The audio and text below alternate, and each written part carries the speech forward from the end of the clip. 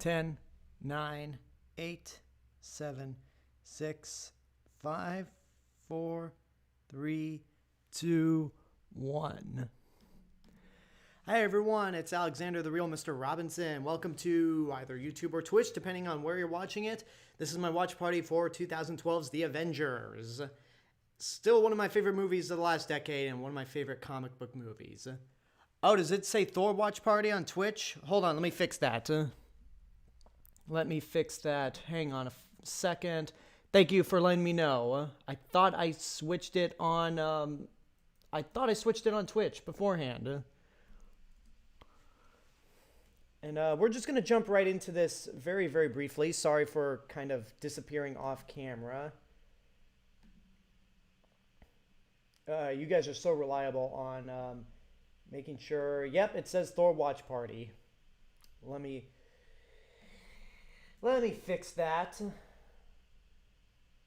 Let me fix that embarrassing mistake. Let me mute, of course. Oh, this is embarrassing. Not a great way to start watch party for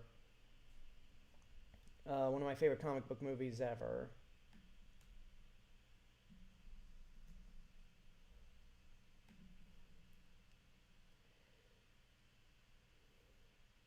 Yeah, I blame Streamlabs for this. Once I finish the MCU, Harry Potter, and Star Wars, I'm just gonna stop. Can I? There we go. Edit. Yeah, let me fix that. Okay, it should be fixed. How's it now? For those of you watching on Twitch.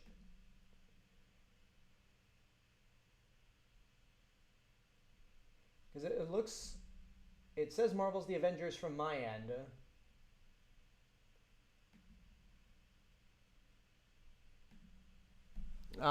As I'm waiting for a response, I want to welcome you all. If you're watching me on YouTube, make sure you head over to twitch.tv/realmrrobinson.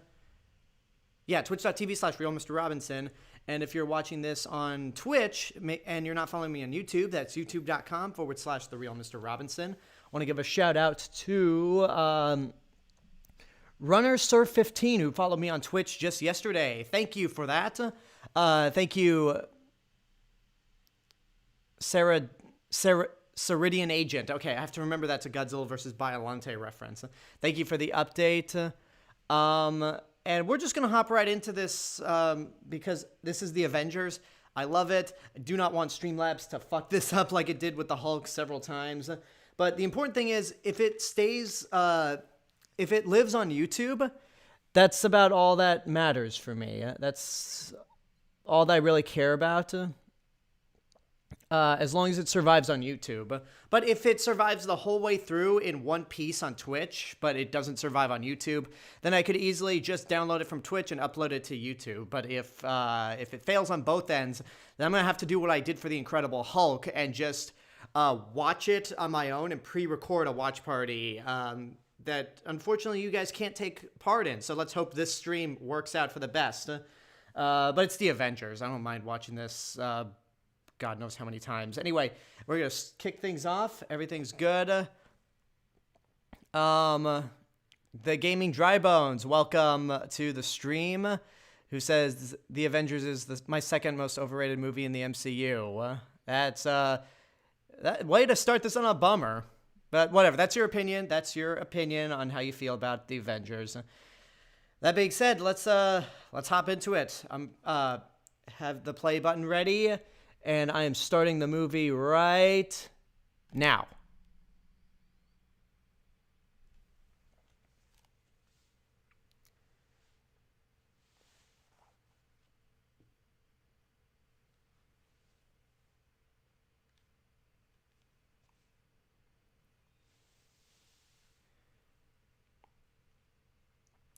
Welcome everyone else who is here. We got a lot of people coming in. I guess The Avengers is just sucking everyone in more than the other movies. Much like real life.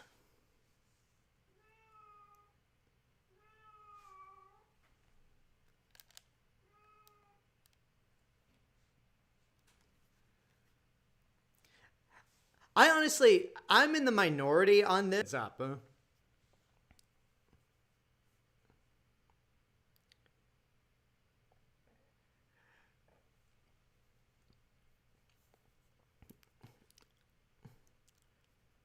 I do love how it opens up with some sort of mystery and it just eventually builds up to the problem and getting the Avengers together. Although one problem I have right now is that the my headphones aren't working. And out of all the movies to do this, it's the Avengers. Gaming Dry Bones says, sorry and hi, Mr. Robinson. Hey, don't, like, that's your own opinion. Plus, you got a really cool YouTube name, the Gaming Dry Bones. Is that a reference to the dry boned characters in Mario? James Bond 007 says, Winter Soldier is the most overrated in the MCU. That is incorrect. No, just kidding. That's your own opinion, but no, Winter Soldier's amazing. But then again, I don't think the MCU has made a bad movie. Their worst is just meh, and that's Iron Man 2 and Thor: The Dark World.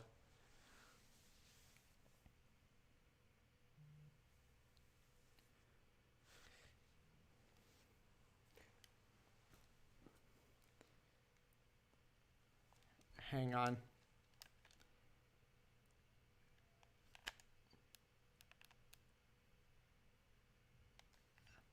Oh, my headphones just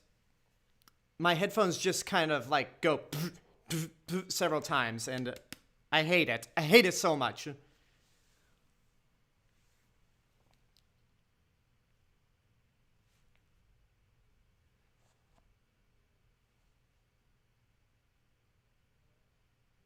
Well, I will admit, this movie does, like, they do kind of just throw us into the notion that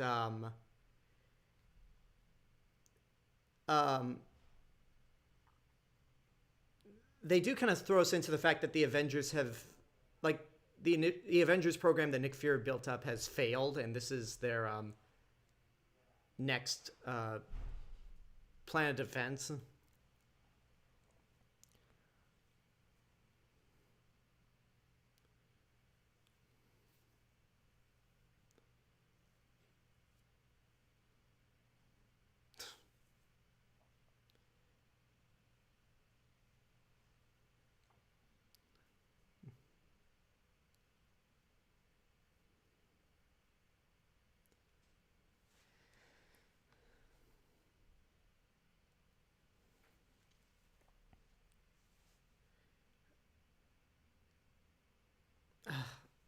Like, how's the stream going for you guys? Because again, like, my headphones are the ones that are really just glitchy right now.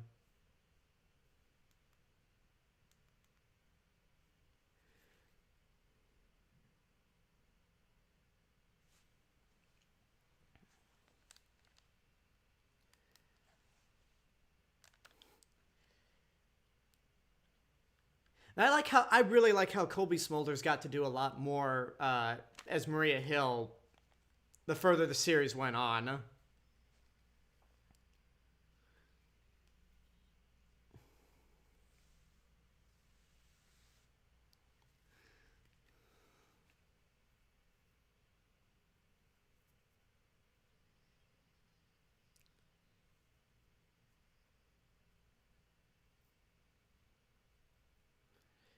Okay, stream's good so far. That's good news.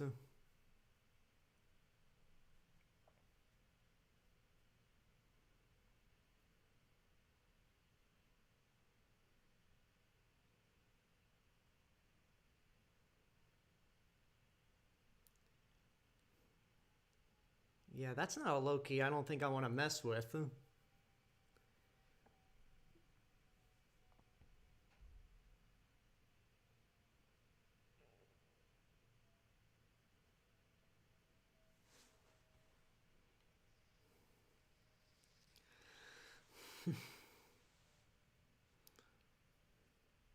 Ooh.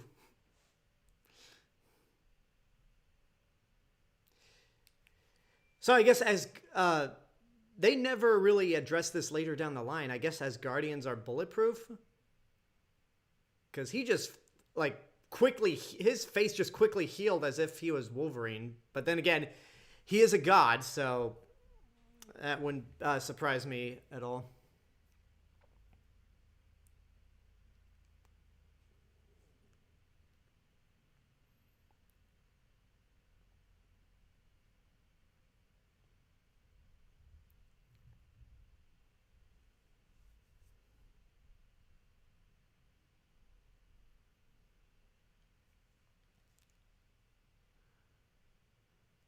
Okay, hopefully it's just your internet that's glitching Joey's movie blog. Which, by the way, I don't think I acknowledged you. Uh, welcome.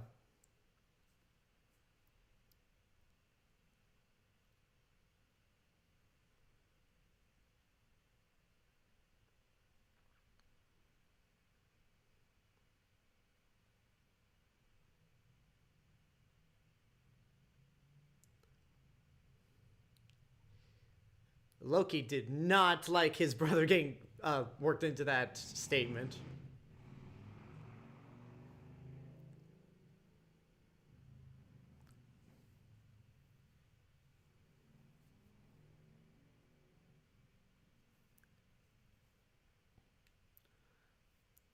This movie really did. I mean, I know we're still in the opening. We still got to set up the events that lead to the rest of the movie, but this movie really did blow minds when it came out. Huh?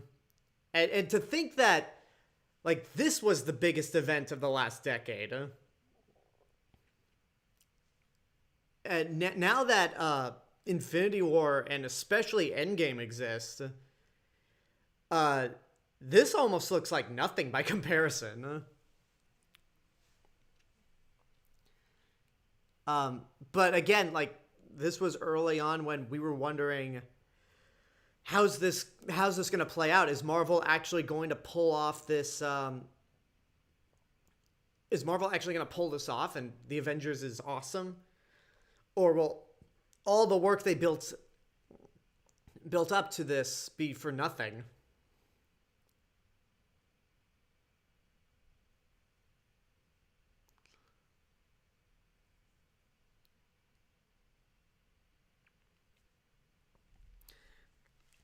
Hey, look, I'm not gonna stand for Joss Whedon these days. Um,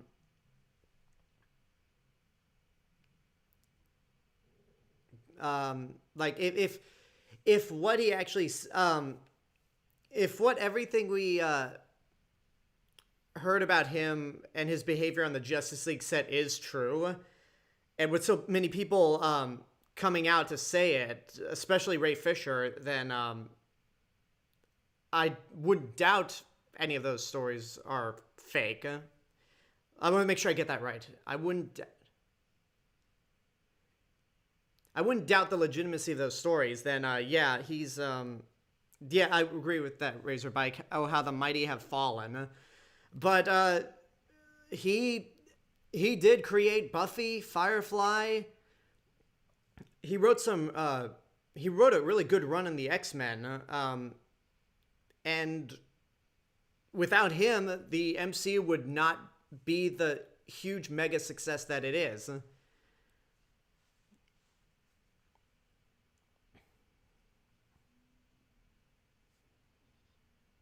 Boom!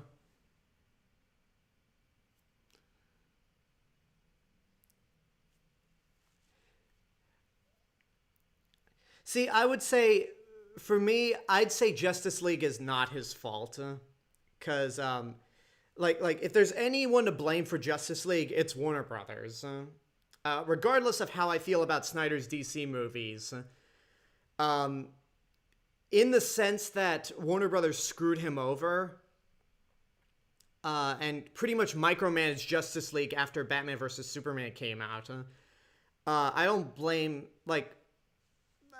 in that sense, I'm happy that Snyder's being able to finally realize his vision. How much, no matter how much I'm probably not gonna like it, but Warner Brothers is to blame for Justice League, and really, I don't blame him. I don't blame I don't blame them for bringing Joss Whedon in because he made the Avengers a mega hit, and this movie really did change the industry. So you'd want to bring in the guy who was responsible for the Avengers. I'm actually going to be, the closer we get to Zack Snyder's Justice League, I'm going to be rewatching the theatrical cut because I'm curious how it holds up. I right now I still don't think it's the worst film in the DCEU, but I'll be curious how it plays out. But whatever, we're not talking about Justice League and DC. We're talking about the goddamn Avengers.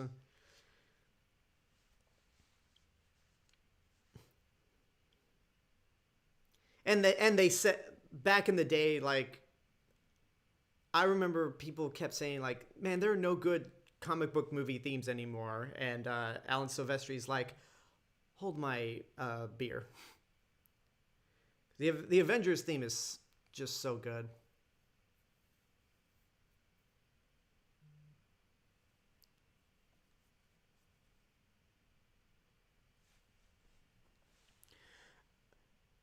Okay, one of my friends did. I got assuming that the person who just messaged me through Messenger is watching the stream, and really, it would make sense unless she's psychic and knew I was talking about the DCEU. There she is, a girl with glasses. Hi there. You want the answer? I've talked about this several times, but I think Batman versus Superman's the worst.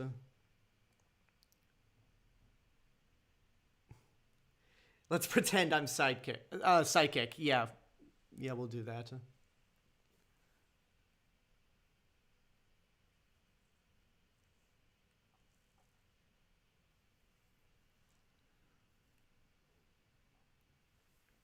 But again, I'm not going to get into that at all because one of my goals in life for this YouTube channel and Twitch is to just focus on all the stuff that I love rather than the stuff that I don't like. And with bringing back Natasha Romanoff here, I do like how Iron Man 2, I always thought she was kind of pointless.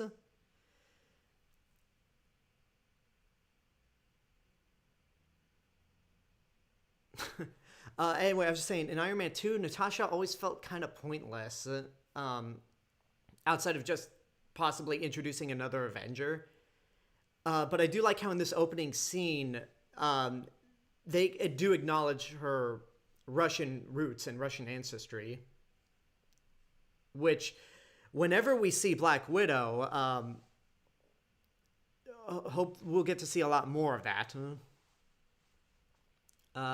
Sorry to see you go, Turner Jenkins. Hopefully you can stop by for Thursday's stream, which will be Iron Man 3.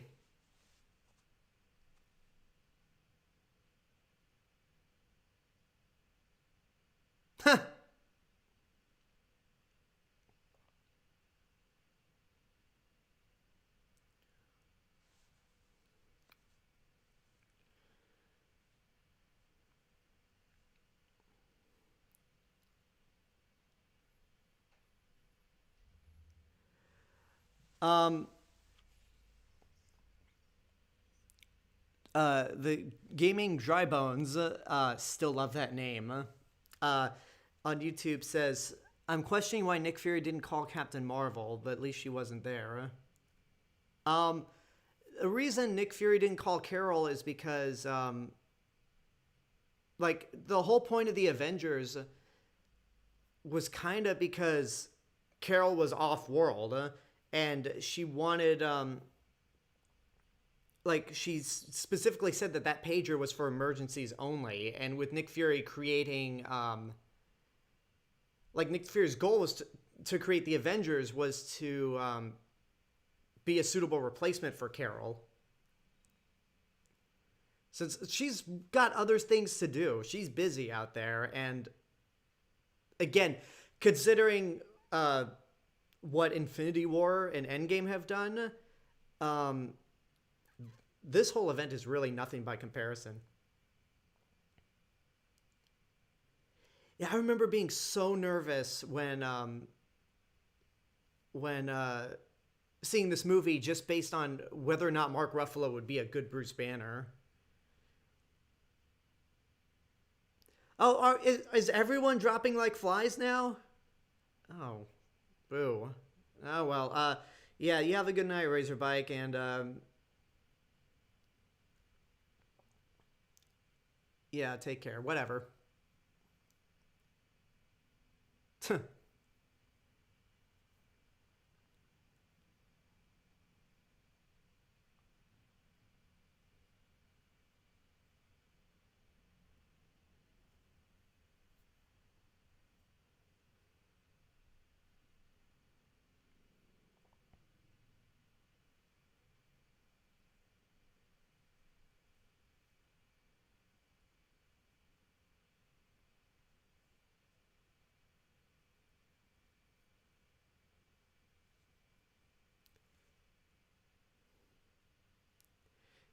Yeah. Hopefully, this isn't just a giant mass exodus from here on out. Hopefully, more people can come in.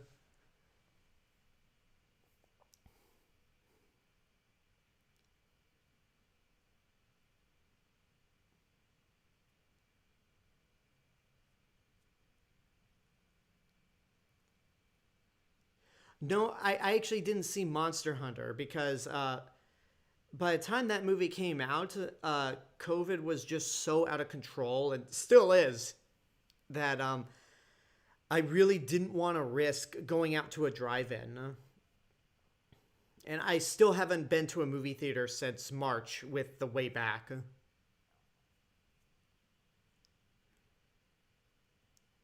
I could see how uh, they didn't want Ant-Man or the Wasp to be founding members of the Avengers here because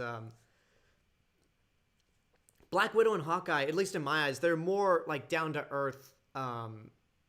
They're characters that kind of you could introduce them into a crossover movie because they're not larger than life like Iron Man, Thor, Captain America, or the Hulk.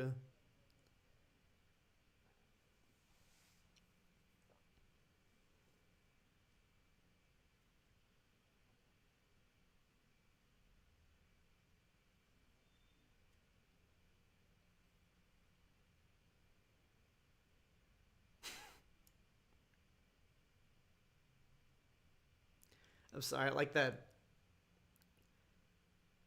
like the way the script is.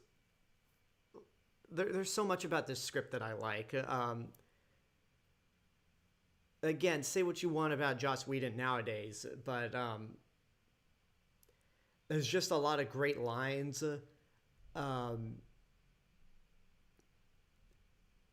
like the way the actors deliver them are great, and um, and yeah, just the scenarios that lead the Avengers to becoming the team that they are so well played out.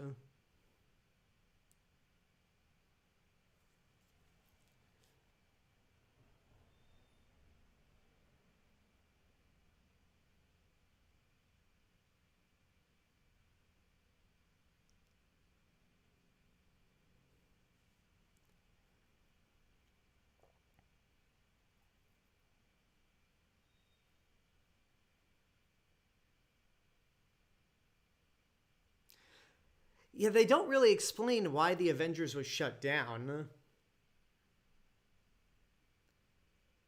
Like, was it because Nick Fury wasn't good at recruiting anyone? Like, because Tony Stark was not recommended at all. They had no way of getting Thor, considering the events of the last movie. Again, last movie, if you watch in chronological order, and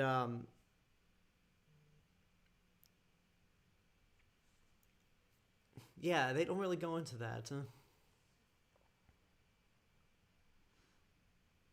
Hey, Steve Rogers.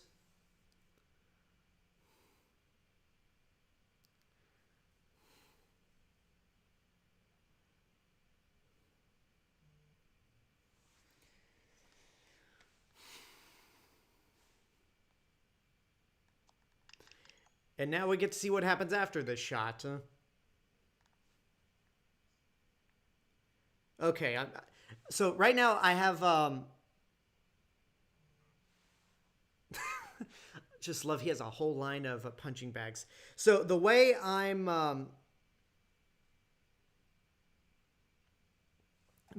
now checking how the stream's going on my end is I'm using my Switch. Yeah, this is some real Inception type nonsense right here. Because I gotta check. It's easier than opening up opening up Safari and draining my computer battery any further. King Raiko. We have the timestamp right here, but from my end, we're at the gym scene with Nick Fury and Steve Rogers. Here's the mission, sir. I am trying to get me back in the world, trying to save it. Oh, yay, Razorbike. You don't have school tomorrow, so you can stick around. And question, who's my favorite Avenger? My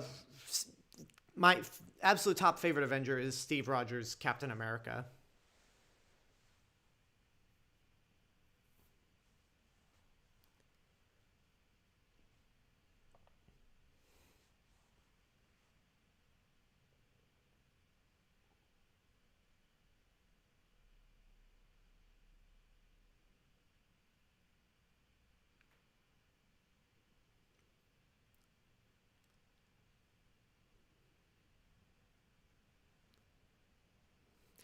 I will admit agree with some people on the way this movie's shot.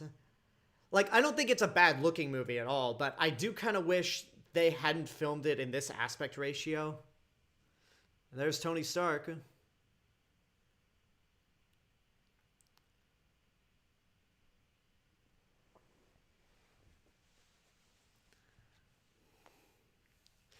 Razorbike on YouTube says Cap and Hulk are my personal favorites in this.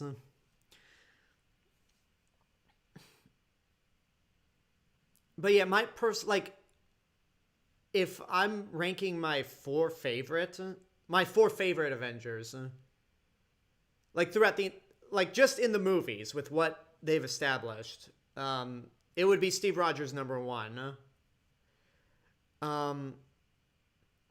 And then for the other three,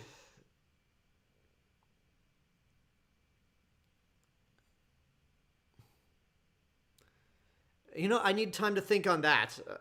Maybe by the time we get to Age of Ultron, I'll have my full list of my four favorite Avengers. And I really like how, despite in Tony Stark's case,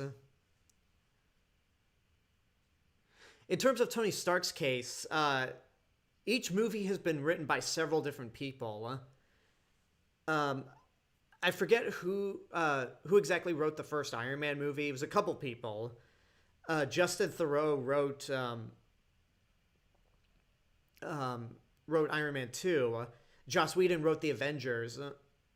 And Shane Black and Drew Pearce wrote Iron Man 3.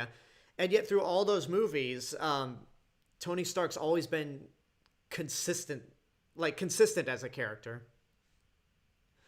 Oh yeah, what was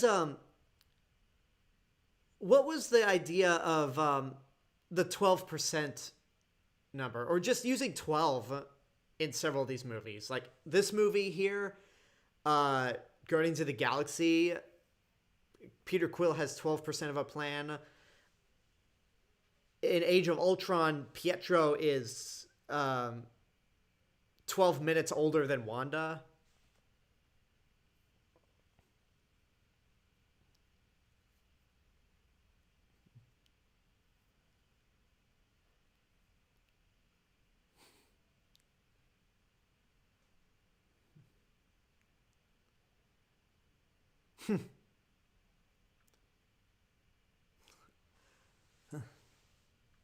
Uh, the Gaming Dry Bones on YouTube says Captain America and the Avengers. I felt like he's the worst captain. Like he feels different than the other MCU movies that Cap has appeared in. Well, this did come.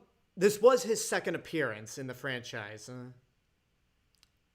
so obviously, like there's some growing that he has to do.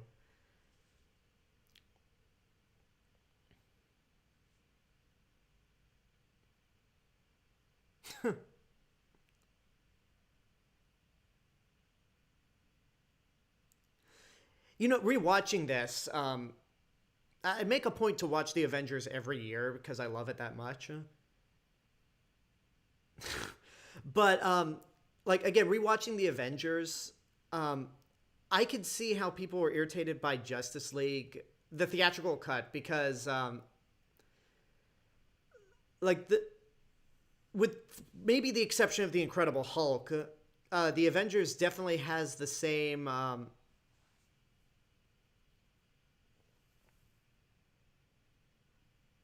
Like I feel, yeah, with the exception of the Incredible Hulk, the Avengers doesn't feel too far off from the tone of the other movies. It might have amped up the humor because that's Joss Whedon, but it definitely feels consistent. And as of right now, I'm saying this right now, I prefer Justice League over Batman versus Superman and Man of Steel. But you could definitely tell that there is a tonal difference that feels way off. Uh, okay, you gotta explain this to me, Gaming Dry Bones. How does Cap have a massive ego? In this movie, at least.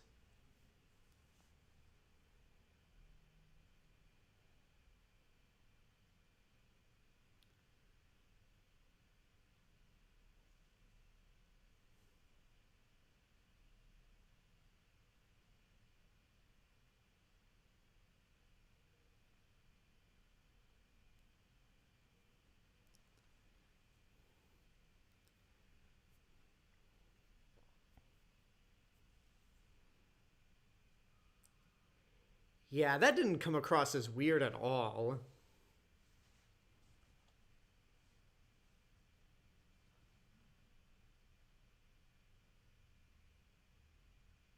It's like, Coulson, just stop trying to embarrass yourself.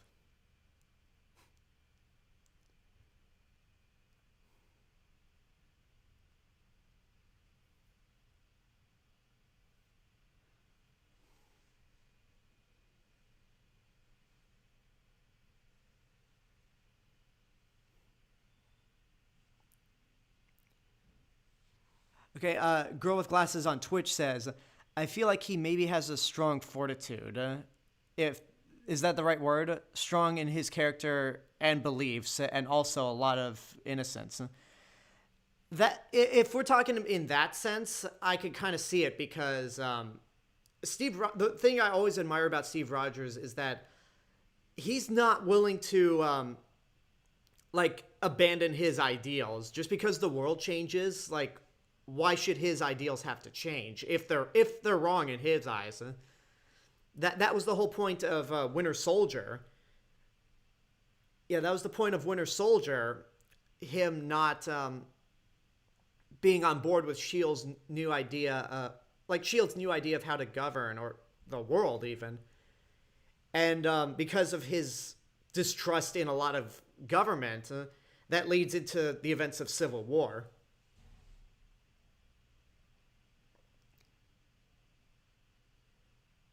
Yet the other is like really just like his. I forget the actors doing it, but I know he was in Buffy and Angel. Like he's worked with Joss Whedon beforehand, but this guy, or at least I think he worked on Buffy and Angel, but he really is a straight up Emperor Palpatine wannabe.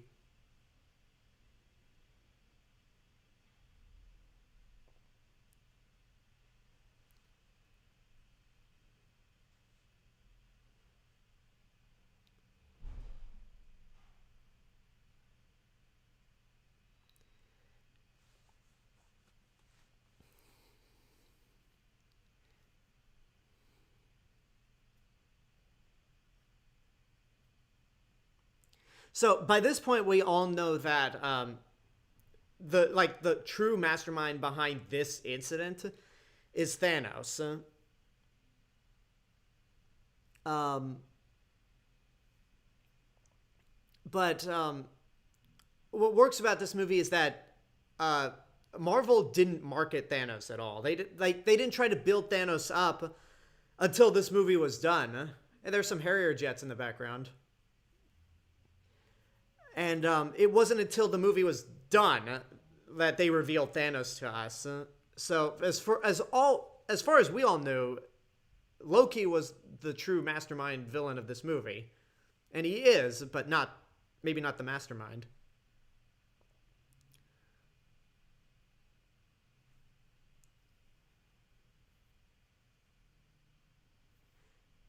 Oh yeah, the Hulk stuff. Like after one very bad movie and one movie that I do like, by the way, I just love how awkward Banner is.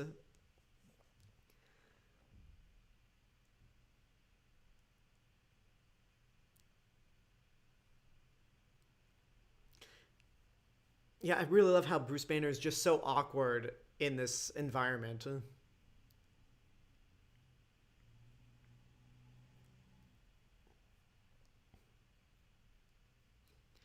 Um, yeah, anyway, I was just saying, after one bad Hulk movie, one, in my eyes, good one, but definitely the black sheep of the MCU. And then, it was nice to see them actually, really get the Hulk right in this movie. Even though, as much as I think the Hulk is awesome here, and even in Age of Ultron, I don't think he was perfected until Thor Ragnarok. Okay, I'm checking my Switch, and the stream's still going good.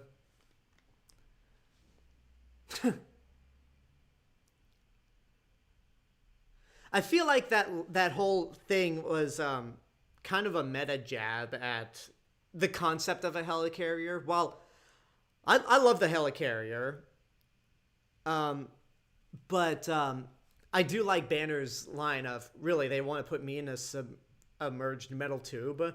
Then when he sees that it can fly, he goes, oh no, this is much worse. Um, I mean, theoretically you could argue that the Incredible Hulk is not canon, but they do acknowledge a lot of things. They do acknowledge a lot of events in this movie to the Incredible Hulk. Uh, Characters from that movie are coming back. William Hurt came back as Ross. Tim Roth's coming back in She-Hulk. And this movie even acknowledges a deleted scene that was in the Incredible Hulk, like the deleted opening.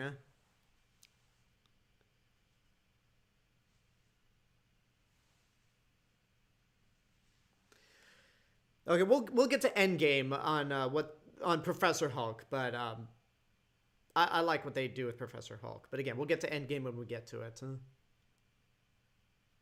You know, they didn't actually make a bet, but whatever.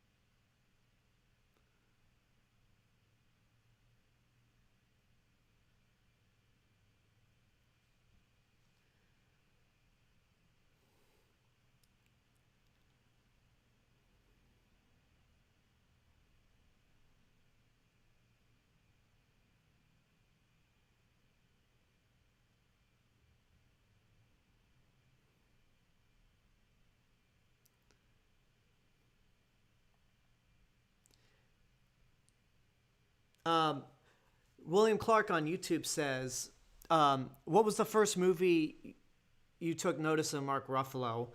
Even though I didn't see it, and I still haven't seen it, the kids are all right. With Annette Bening and what's her name? Julianne Moore. How could I forget Julianne Moore? And then I also had Mia Wasikowska. Like literally the same year Alice in Wonderland came out.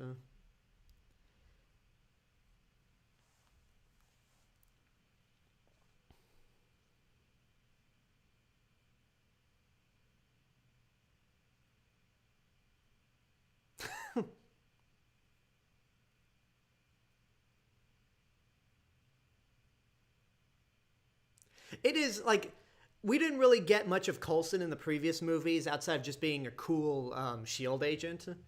So it is nice to see him to see a little bit of a fanboy side of him.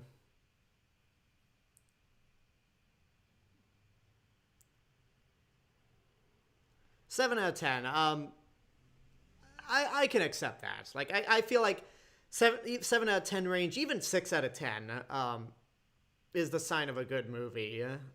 That's not what my rating system is, but that's just me.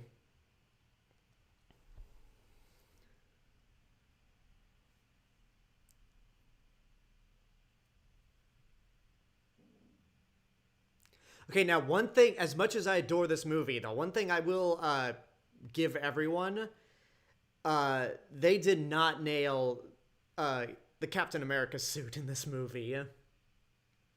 Like, it looks cool when he's in action, but whenever he's just standing around, man, does it not look good.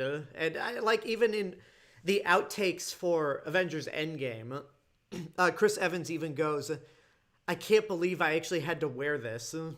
So even he knew. Even he knew that it was kind of a garbage suit. A girl with glasses on Twitch says, "What is your favorite suit?" Mine, I really like the stealth suit in Winter Soldier. And like the actual in terms of traditional Captain America suits, probably the Endgame one. And maybe that's because from a comic book standpoint,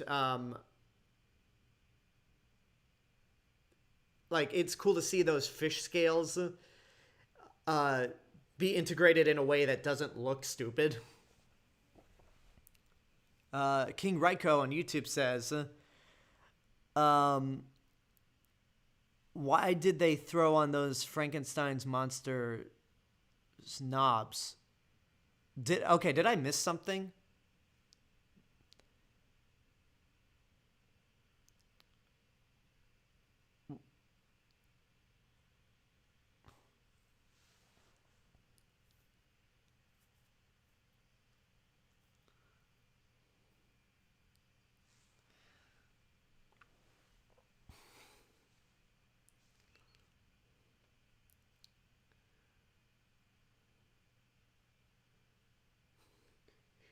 No. Probably the only other time I can think of a supervillain like threatening people to kneel in such a way like this is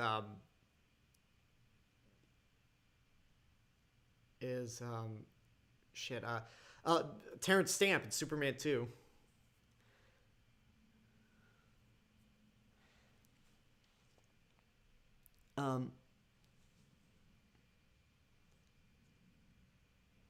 On the Captain America suit, Frankenstein monster knobs. Oh, okay. Well, I'll have to wait for the suit to come back before I comment. Now, this guy here, I don't know if he was supposed to be Stan Lee originally, because I know in Lego Marvel Avengers, Stan Lee is the old man here. But I feel like if Stan Lee was actually at this part in the movie, it would have been too much. Oh, those things. Because those are supposed to hold his ears.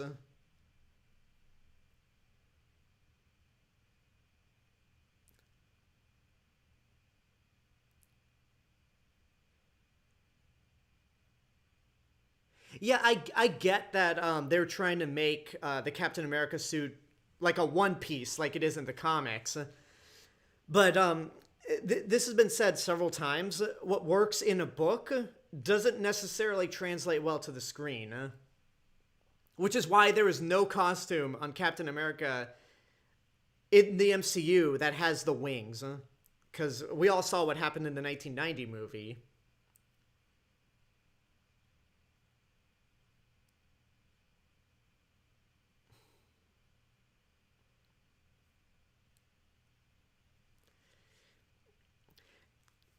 Yeah. Tony Stark couldn't come in here without drawing attention to himself.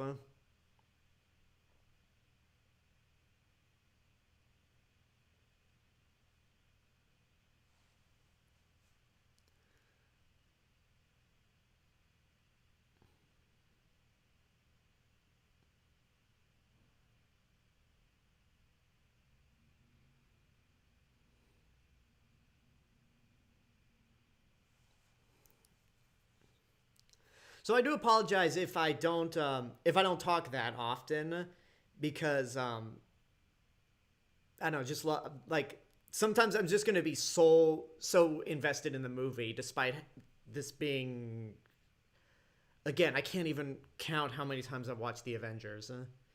When it came out on Blu-ray, when it came out on Blu-ray, it was actually my first year at college, UC Santa Cruz, and I like when I wasn't doing homework or out somewhere, like I would almost have it playing on my laptop nonstop. Like that's how much I was obsessed with this movie. I like that. Scared of a little lightning? I'm not overly fond of what follows. And I know Loki was the original villain in the comics. Like the very original run of the Avengers, Loki was their villain. But for the movie, like the the cleverness behind Loki being the villain is an excuse to get Thor to come back to Earth. Because last time we saw Thor, the bridge to Asgard was destroyed, so he really had no way to get there. And to be honest, if uh, if the villain had been anyone else, what would be the reason for Thor to go to Earth? Like Loki is the only logical choice to have Thor come back to Earth.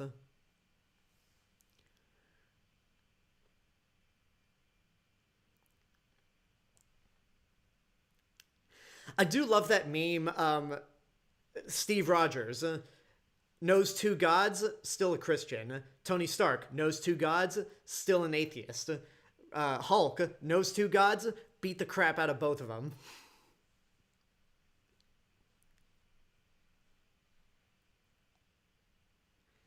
Oh yeah, they got rid of the blonde beard.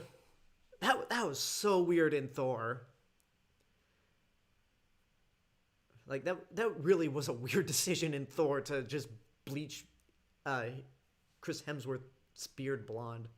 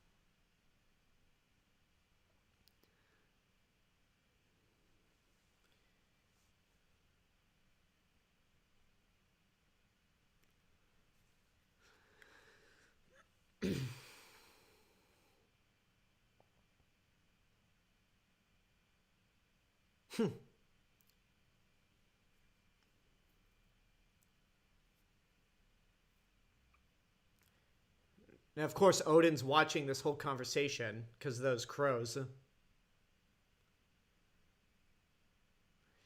Razorbike was okay. King Raiko says, "God love the impact of Mjolnir with Cap's vibranium stars and stripes shield. It's like a live-action anime." Yeah, that's coming up. Razorbike says he looks much more handsome in this without the blonde beard. Yeah.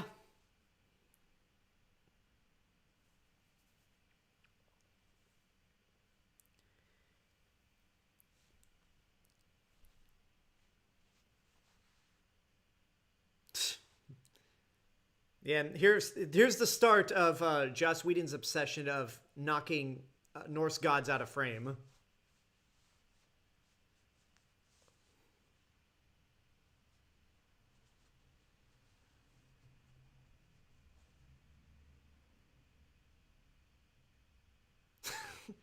Yeah, William Clark on YouTube says, I will admit that Shakespearean dialogue worked a bit better here than in Thor.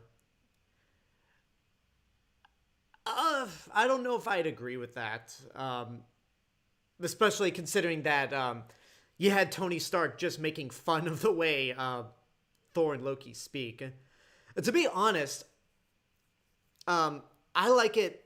I know that it's the comics, but honestly, like, I liked it better when Thor and Loki sounded more like, I don't know, real people in Thor Ragnarok.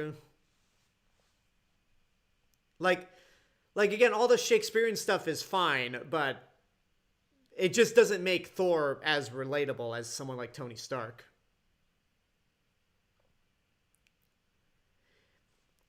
Tony Stark will take note of that in the future.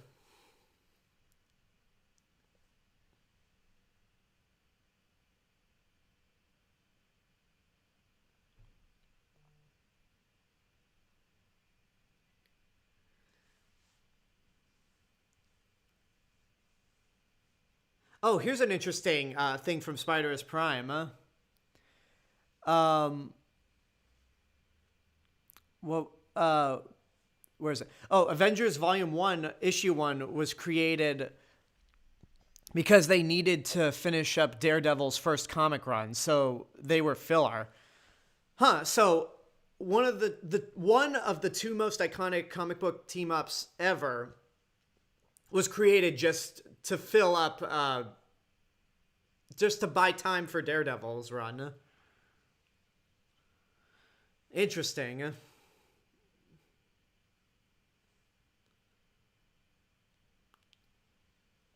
Zardoz.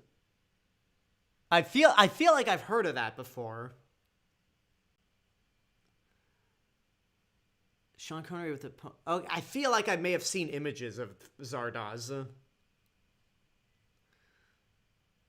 I'll put the hammer down.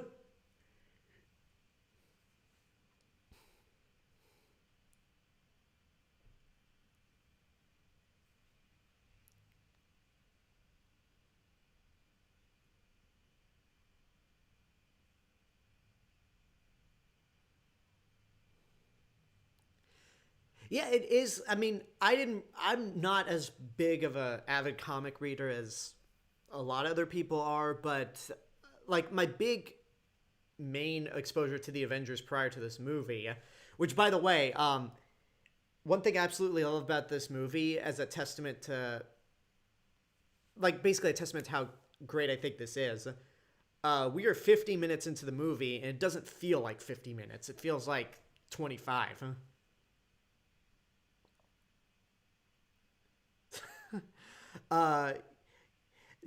Somebody, I can see, you know who you are on Twitch. I can see your messenger, and I guess I will watch my tongue. But anyway, you know who you are who said that. By the way, my main exposure to the Avengers was, before this movie, was mainly the Earth's Mightiest Heroes cartoon, where Hank Pym and Janet Van Dyne were founding members. I'm assuming you, and to the person who said I will end you if you disregard. Okay, I'm going to assume that you are still watching this because yeah, you just responded to me without me responding on Messenger.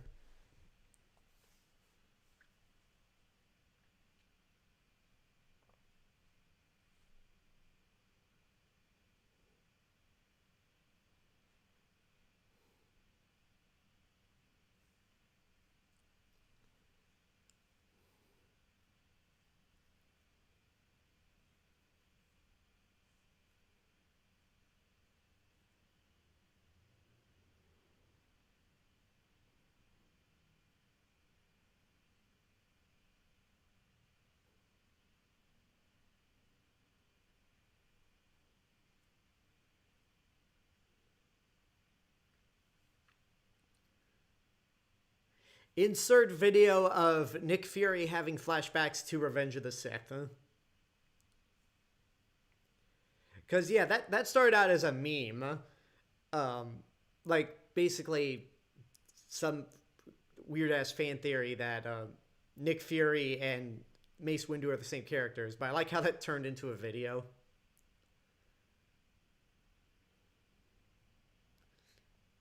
Yeah, you gotta be careful with them.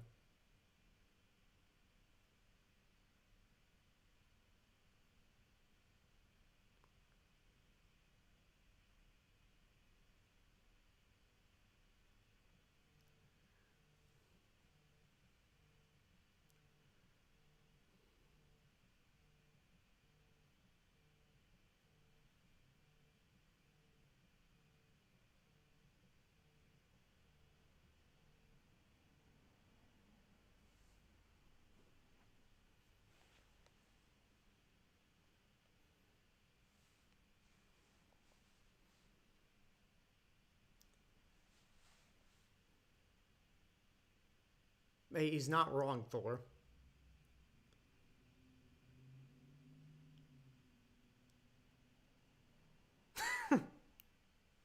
He's adopted.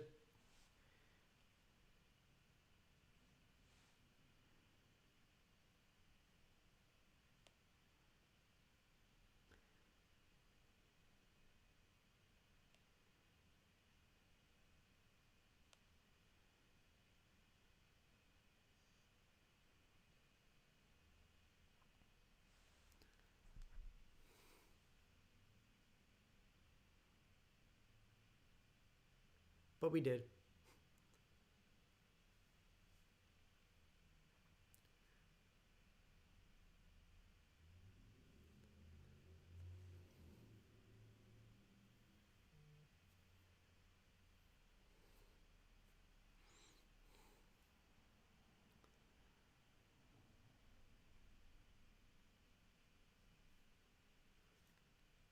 Every college student's moral belief.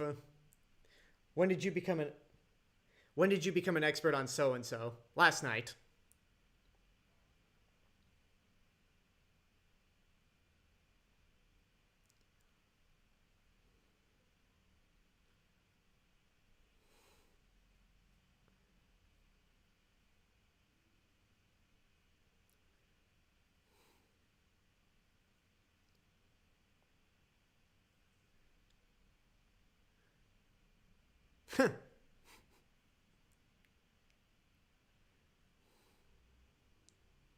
Yeah, Banner doesn't appreciate that.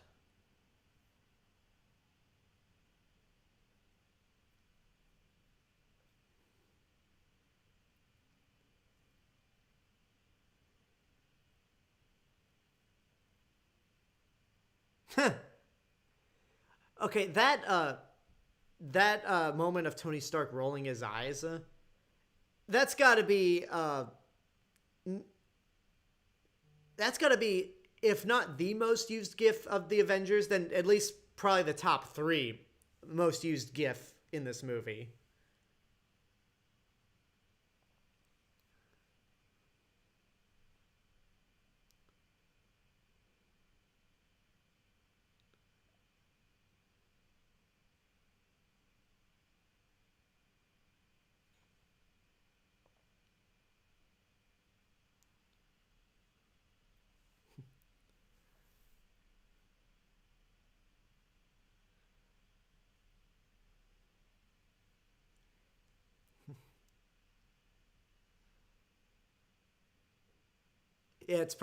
Yeah, that Wizard of Oz reference. At this point, is probably the only reference Steve Rogers would get.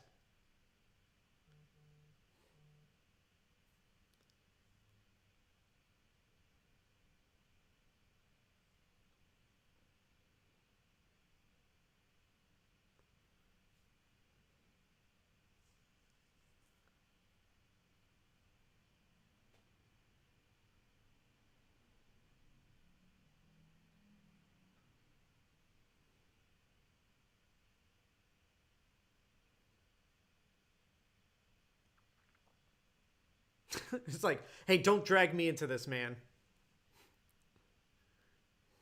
Well, now that you dragged me into it.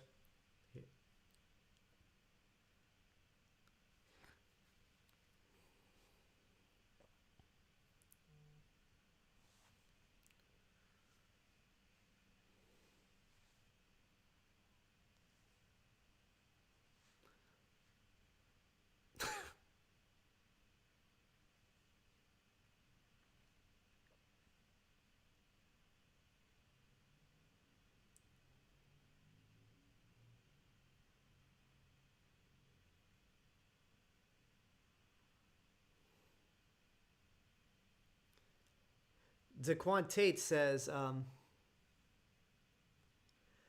okay, here's two things I'm going to address. Daquan Tate on YouTube says, do you think Kong or Godzilla will die in the movie? I think Godzilla has more of a chance of dying, but who knows? And King Raikou says the MCU lost a great treasure when it lost Joss Whedon. I don't think so. Like, again, I love this movie, but the Russos came in. Like, between the Russos, there's been so many other great filmmakers that came in after Joss Whedon just kind of said he was done with the MCU. Like, the Russos, Taika Waititi, James Gunn. Here comes that Chris Evans jaw that Joss Whedon hyped up in the commentary. And there it is.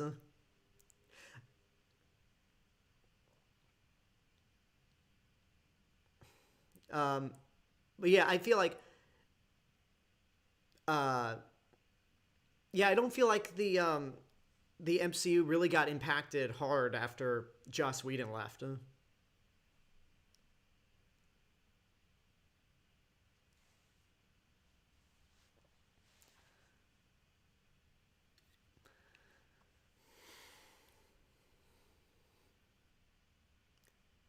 One other angle about this movie that I like, Razorbike says Wonder Jaw. Yeah. One aspect I'd like about this movie is how all these characters are fighting amongst each other, and rightfully so. Like, not physically fighting, but verbally, because I mean they're all very different from each other and have different ideals, especially Stark and Rogers. But I do like how nobody gets into arguments with Bruce Banner. Like, Bruce Banner is the only one that everyone gets along with. Probably because they know what he's capable of if you get on his bad side. See, I don't think, assuming the MonsterVerse continues after Godzilla vs. Kong, bringing in Zilla would be a terrible decision because you and I know that Zilla's a different monster than Godzilla, but the general public sure doesn't. So they're going to be confused as hell if Zilla comes in and everyone's like, wait, why are two Godzillas in this movie? And plus, I don't think anybody wants to be reminded of Roland Emmerich's Godzilla.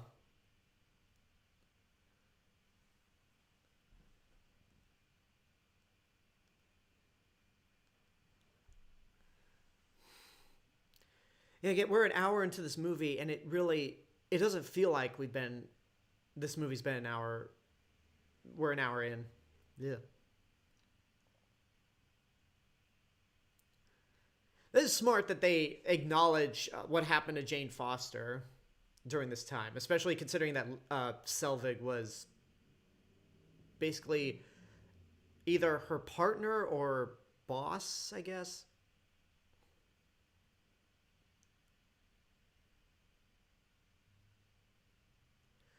I am actually not familiar with Wonder Man, um, but I feel like at this point, Marvel could do anything.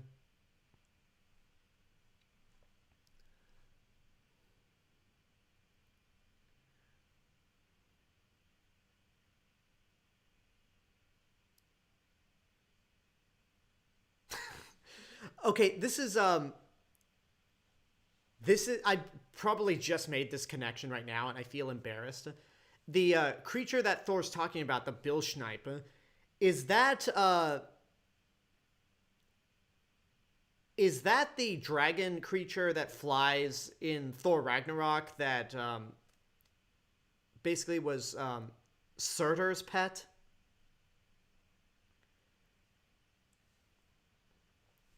Like, is that what the Bilschneip was?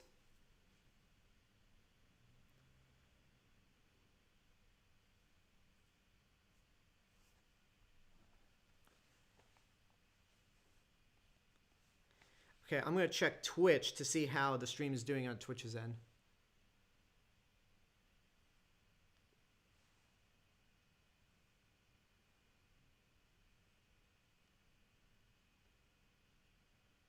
Okay, the Twitch stream's going beautifully.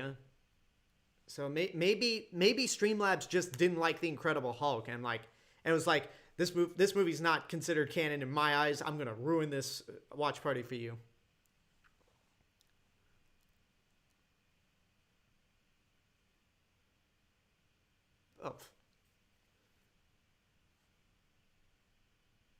Oh, that I should point out. The headset was my headphones were gotten better. They were doing so well, no like crackles. But I was just downloading Control, which is the game I'll be playing on Twitch this coming Saturday. And all of a sudden, like it just alerted me that the game was downloaded, and all of a sudden, the problems came back.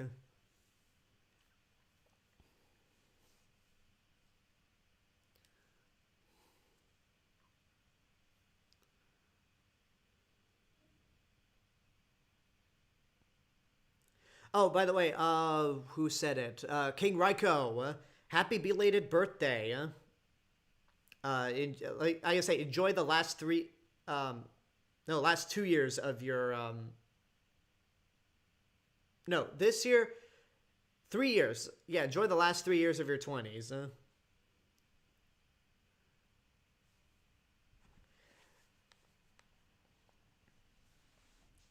Okay, all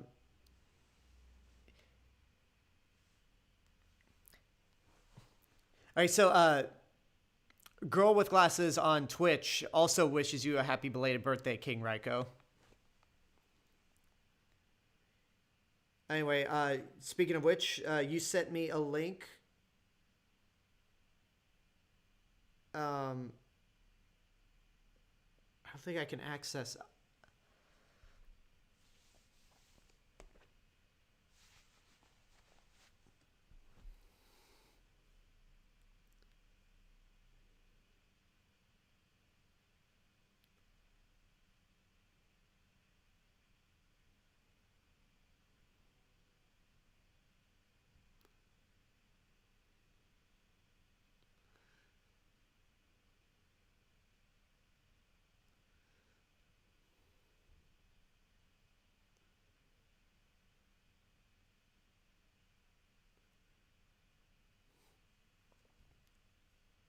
Stark.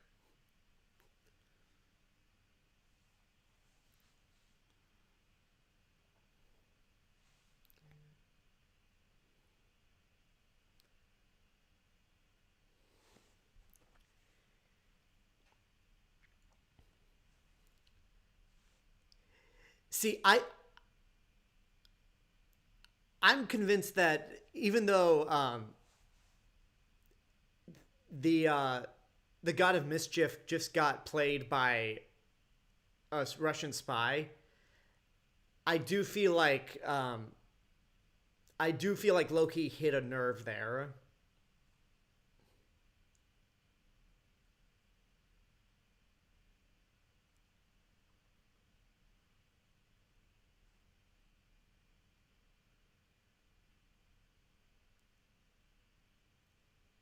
Yeah, the God of Mischief just got played, but also I feel like Black Widow got she emotional nerve got hit. Oh, okay. Okay. Thank you, girl with glasses. She just sent me the Bilschneip is the weird dead fuzzy creature that Valkyrie falls into drunkenly in Thor Ragnarok. Then what's the dragon creature in Thor Ragnarok and Monsters After Dark?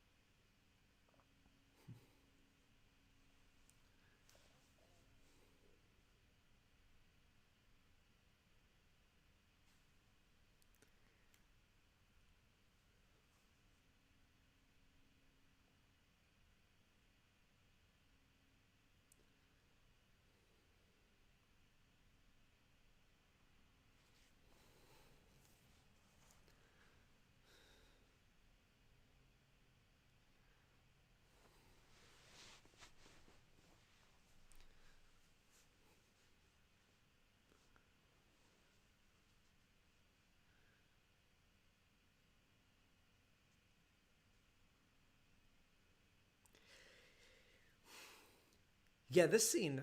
I really love this scene because it's like, yeah, there are all these people that theoretically shouldn't trust each other, and like the beauty of the other movies and introducing these characters throughout these different movies is to see how they'll interact with each other. Like, will they get along? Will they argue? And again, this is all Loki's doing. And since we now know that contains the Mind Stone, you have to wonder that if the Mind Stone is actually playing a part in their manipulation. Now, where's your bike? When you say here's where things go bad, I hope you mean in the sense that I hope you don't mean in the sense that this movie gets bad, because otherwise we're gonna have talk. Never mind.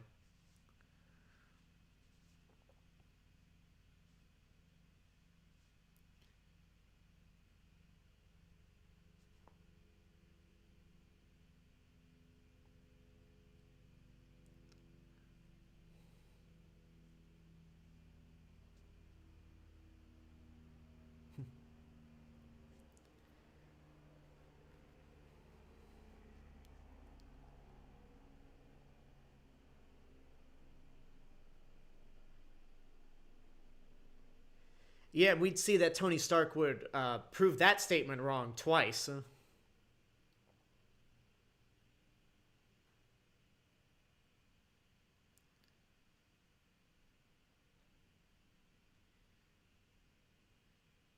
And we would know later down the line that Tony Stark would.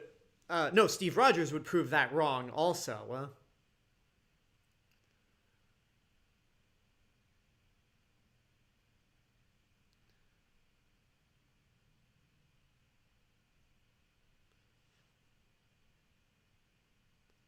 Perfect timing.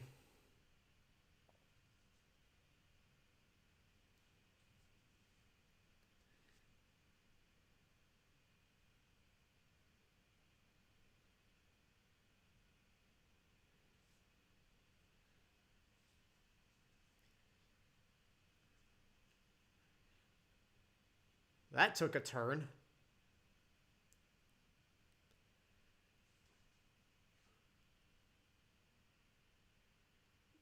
Yeah, that's the deleted opening from the Incredible Hulk.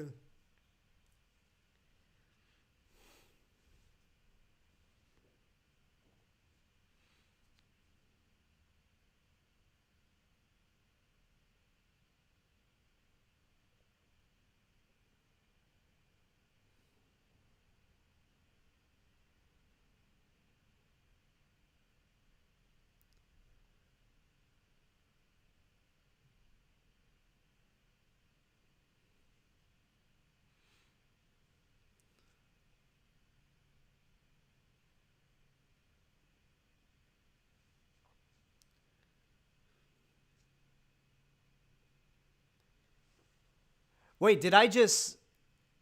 Holy shit! I got raided by the chat attack. Hey guys. Let me see who we got here.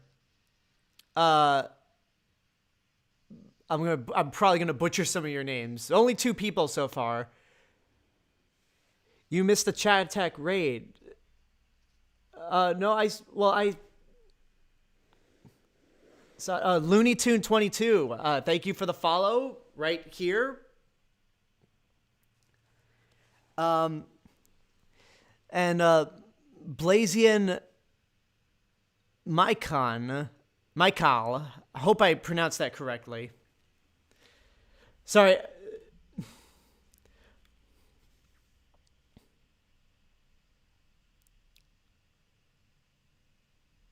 Holy shit. Michael. Okay. Blazian Michael. Holy shit, 18 people. Wow. Thank you, Chat Attack.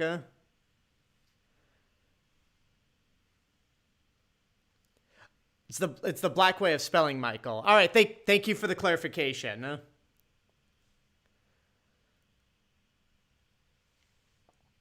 Wow, I've been rating people for the first couple of weeks I've been doing Twitch, and now this is my first raid. Thank you guys so much.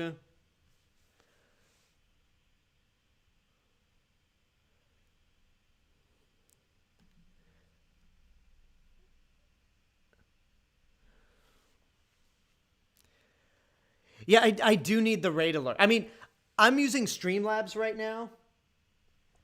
So it did let me know that I did get raided, but I don't think there's a raid alert right here. And funny enough, you guys, for those of you who are coming in from the chat attack, you guys raided me just as the helicarrier rotor got destroyed, and the Hulk's now coming out.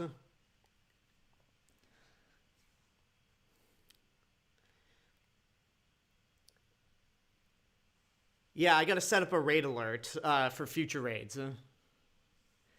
Yeah, YouTube crowd.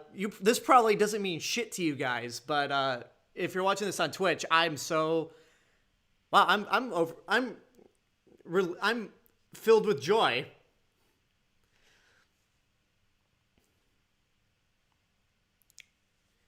Yeah, another great Hulk sequence, and of course, it's like you see Loki smiling. He's behind it.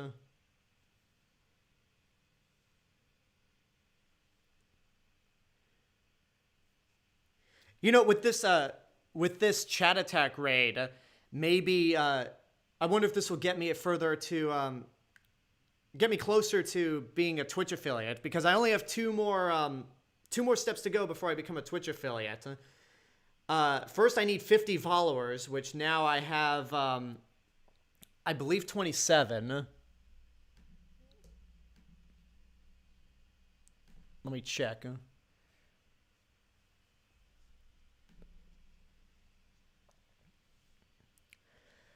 And thanks to thanks to Girl with Glasses. Thank you for the follow. 20. It says I have 27. Huh. It seems to run on some sort of electricity. Okay, 28. Wow, this is so cool. Thank you, guys.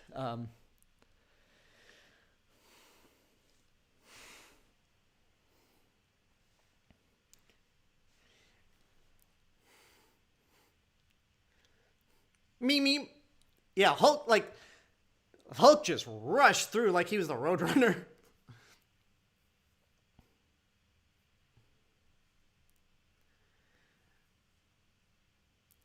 King Raiko on YouTube says after the Hulk's last appearance linked his transformation to his blood pressure rising to 200, the film goes back to the non-detailed idea from the comics. Yeah, well, I think that's maybe because Banner learned to control it, or I don't know. Again, some people might not consider the Incredible Hulk to be canon. Again, this is the best looking Hulk. Mainly because, again, Mark Ruffalo is the first actor to play Bruce Banner and the Hulk at the same time. So unlike with Ed Norton, you really get a sense of, yeah, Mark Ruffalo's Bruce Banner is inside that Hulk.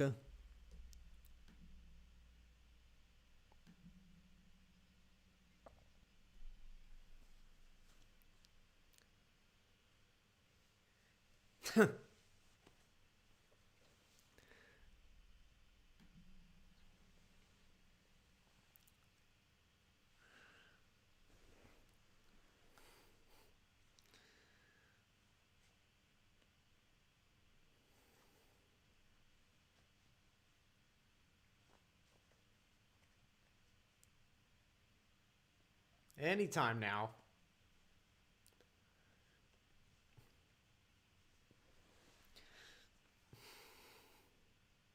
Ow, waste of a perfectly good Harrier jet. Huh?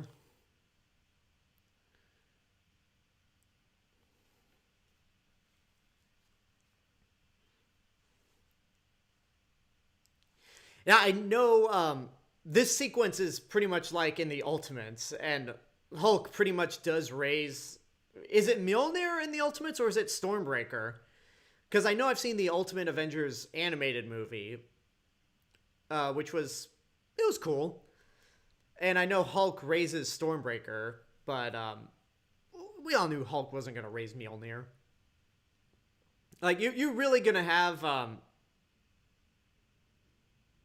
Well, I guess I was about to say you're really gonna have the Hulk lift Mjolnir before Steve Rogers, but then again, Vision raised Mjolnir before Steve Rogers.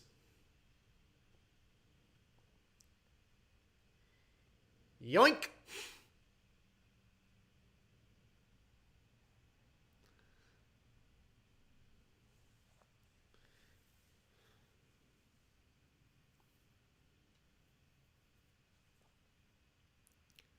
There's a F-38.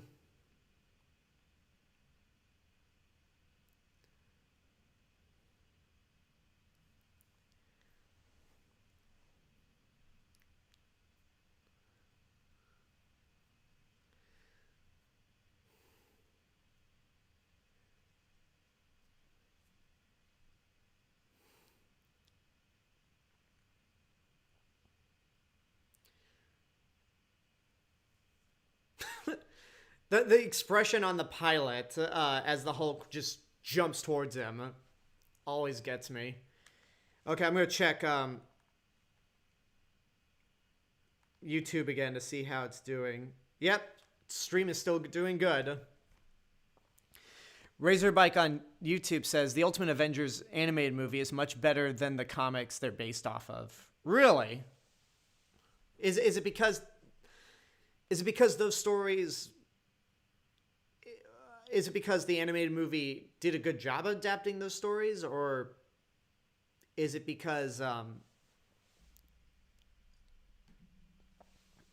the story is not that good to begin with? Huh? You hear the Captain America theme, and that dude's dead. Let's hope he was a Hydra agent. Oh wait, we haven't gotten to that plot detail in this franchise yet.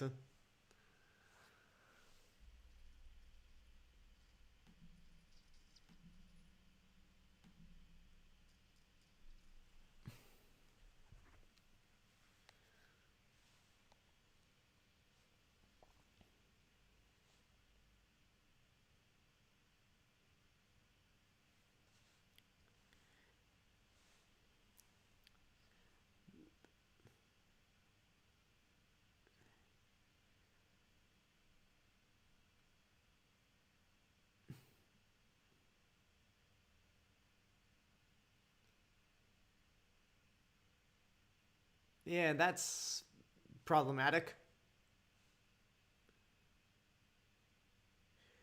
I did know that Daquan Tate asks on YouTube, did you know that Stormbreaker was wielded by Beta Ray Bill? I did know that. It makes me wonder if if we're going to see Beta Ray Bill at any point in this series, because they did hint at him in Thor Ragnarok, but we haven't seen him yet.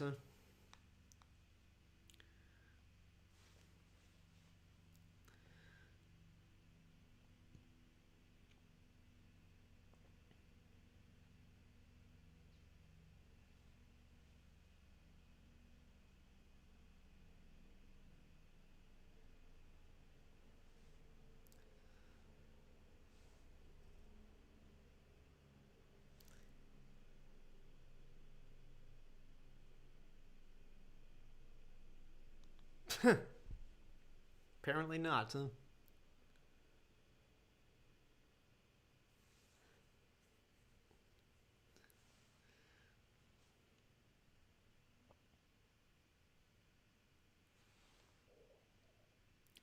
I have played one of the Ultimate Alliance games. I think it was. I can't remember if it was either one or two. I haven't played three. I remember it being okay, but it came out at a time when I wasn't that big into Marvel comics. Again, beyond Spider-Man or Hulk.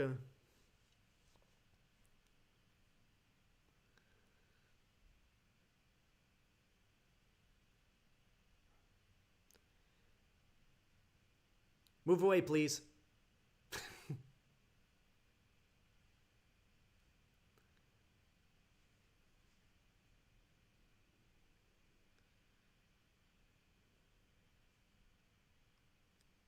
And everyone laughs at that line until. Yeah, I know, like, Coulson comes back in Agents of S.H.I.E.L.D., but apparently he did die again, like, officially. But this scene was, like, I remember the audience, like, gasping when Loki killed Coulson.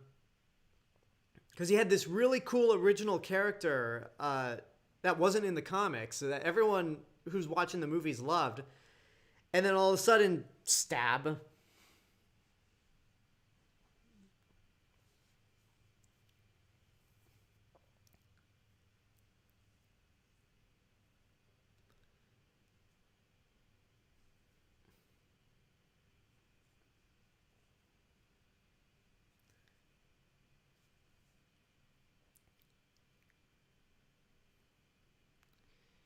Ooh.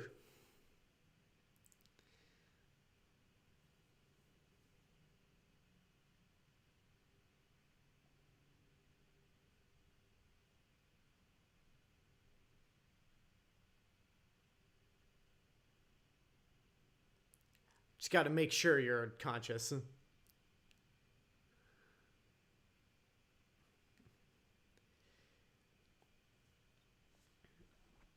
Huh.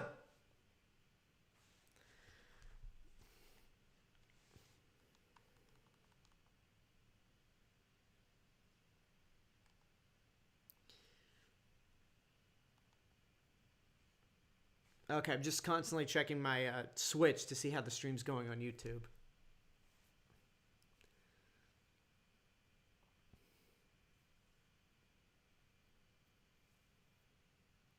The sacrificial. I think you mean sacrificial lamb, not lion.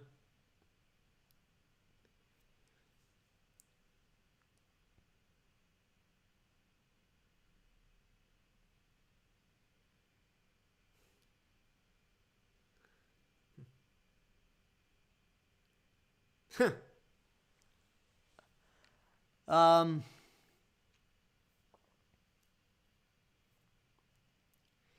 Daquan Tate says, who do you think would win a fight, Captain America or Master Chief from Halo? I've never seen Master Chief in terms of hand-to-hand combat, so I'm instantly going with Captain America. But then again, Captain America could take anyone down.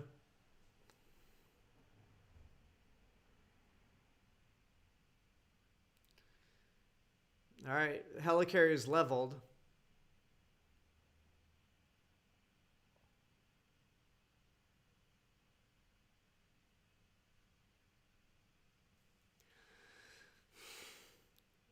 Oh no.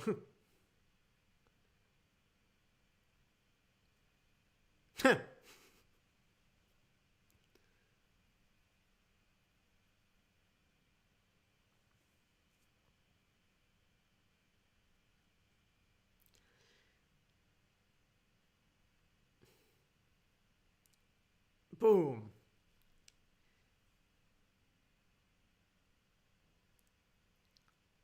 Yeah, now we're at the low point of the movie where, yeah, Loki got away.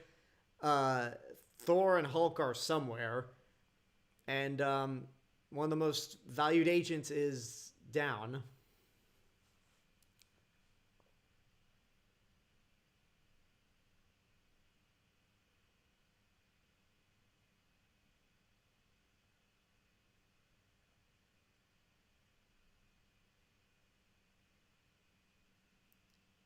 Yeah, rule the MCU. That William Clark says on YouTube. If someone is being mind controlled, knock them out. Or make sure you have a Scarlet Witch standing next to you who can bring you out of that trance. Yeah, again, I know Coulson comes back in Agents of S.H.I.E.L.D., which I kind of stopped watching after the first episode of season 3. Not that I've like thought it was bad, it's just I had other priorities and the movies were a bigger priority for me than the shows, at least until now with the Disney Plus series. But uh but yeah, like Coulson's death still is powerful because it's the main reason the Avengers actually come together, because they're avenging.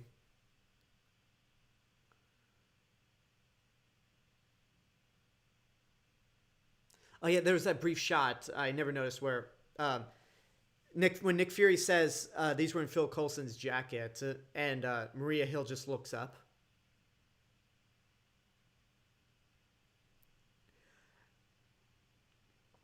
Agents of Shield is good, at least from the stuff I've seen. Apparently, it gets better the further it goes along, but I just haven't had the time to finish off the series because I know they bring in the new Ghost Rider in season 4.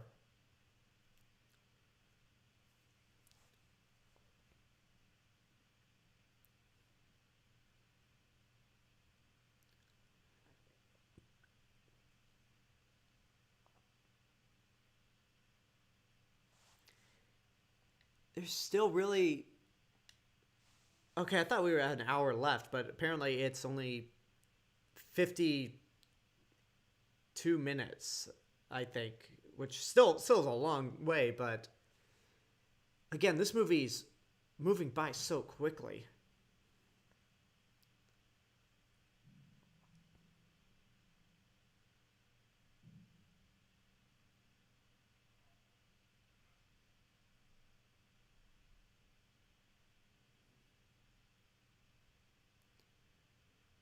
Very fitting that Tony Stark has a Black Sabbath shirt. No, I have not played any of the God of War games, DeQuantate. Like I'm very selective when it comes to picking games to play. And also like because most of my attention is towards movies, I just I have to be selective in what games I play, and I don't want to be fully invested in some of the big franchises out there. Like I never played God of War, I've never played Witcher. Um, so again, I'm very selective with the games I play. If one of the God of War games, um,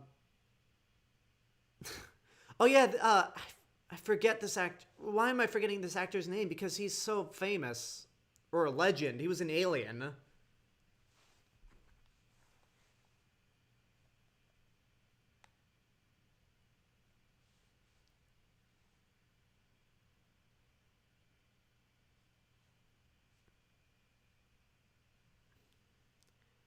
Okay, I gotta look this up because it's bugging me. I feel ashamed that I don't know.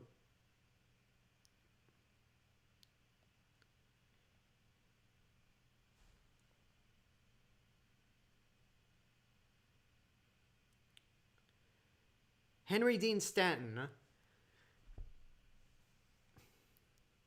Very fitting that he says, "You an alien from outer space? An alien?"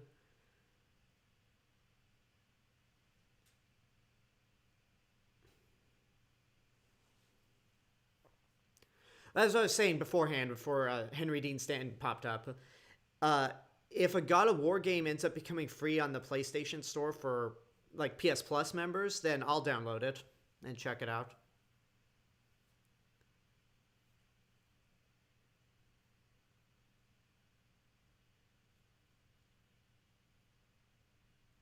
He was in Rango, huh? Yeah, he was.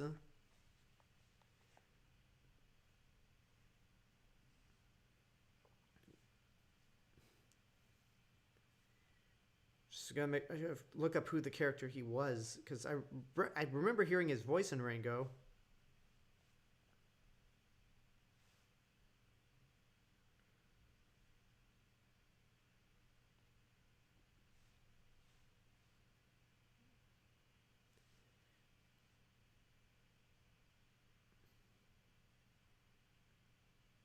Oh, he was a mole.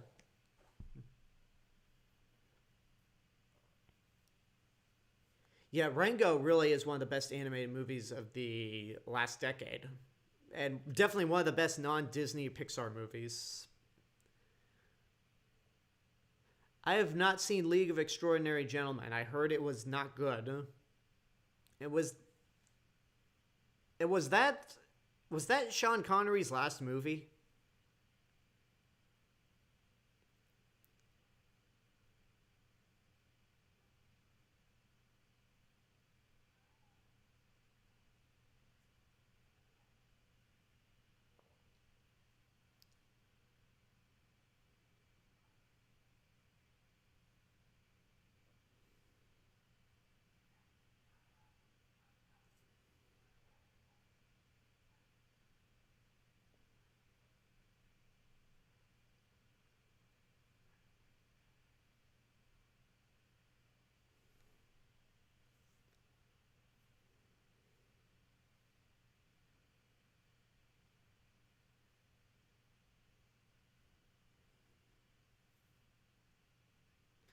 Yeah, my headphones are back to being just I hate it. Whatever. Luckily, the stream has not crapped out.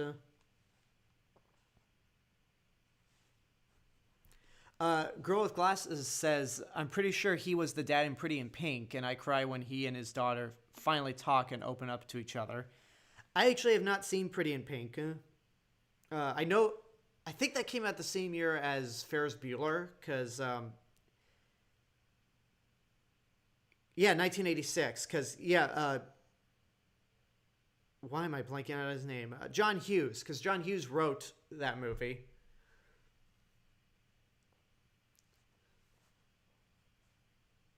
Well, I am. And yeah, he was in Pretty in Pink. I'm looking on Wikipedia. Yeah, he was the dad. You are correct, Girl with Glasses.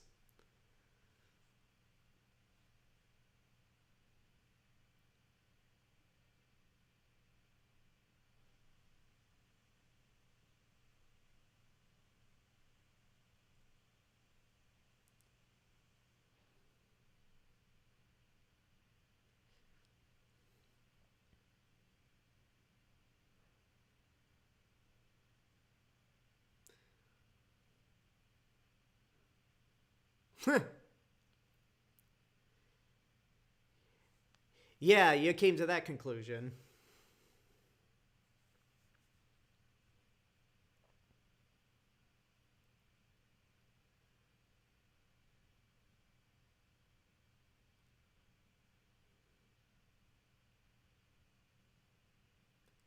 Well, okay, that line doesn't make any sense when he asks Natasha, can you fly one of those jets, considering that we saw her.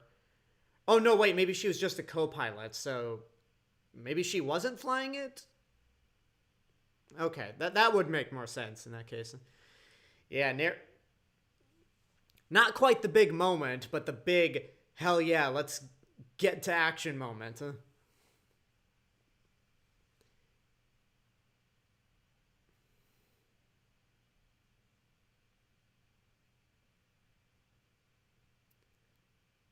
I always love using that gif. I always love using that gif of Steve Rogers going, son, just don't.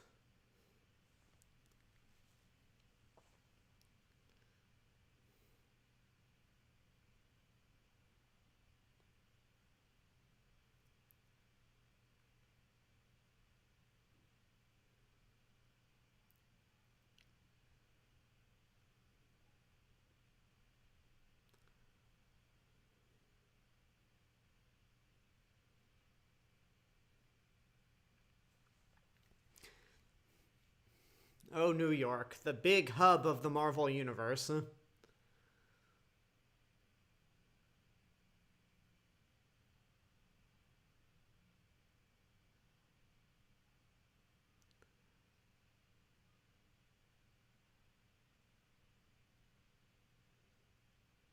Oh, the dragon in Thor Ragnarok and Guardians of the Galaxy Monsters After Dark is just the fire dragon.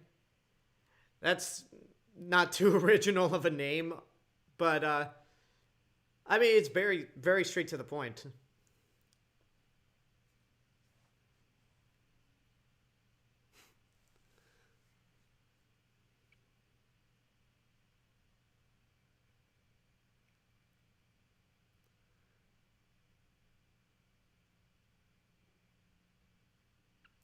Yeah, I really like how a lot of people went into this movie thinking it was just going to be Iron Man 3 because I mean the first trailer did market Tony Stark a lot more than most of the other Avengers.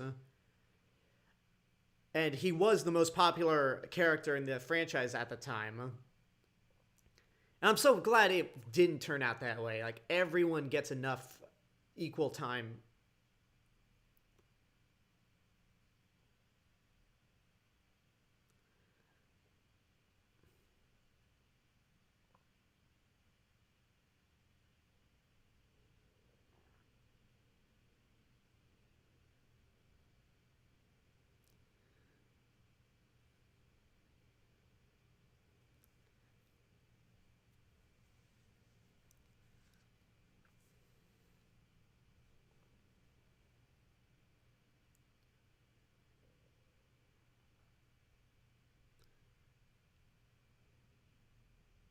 He gets so I like how Loki gets so irritated whenever Thor is brought up in a conversation.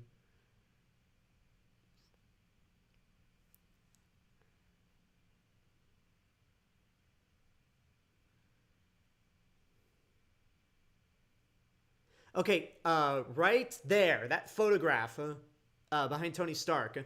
That's the photo that was taken of him and Pepper in Monaco in Iron Man 2.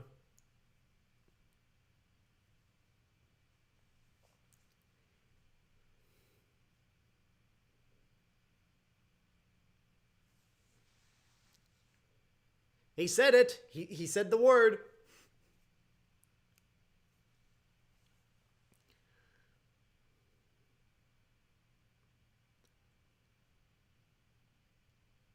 Yeah, that didn't work out too well.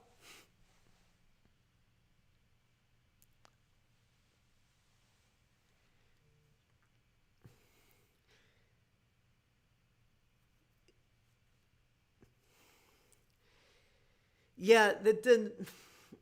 Yeah, people were saying that Tony Stark had to redeem himself after Iron Man 2, because again, everyone back then made Iron Man 2 sound a lot worse than it actually is. Even though again, it is my least favorite of the franchise. Um, I love when the Iron Man suits just like are put it together piece by piece rather than the nanotech.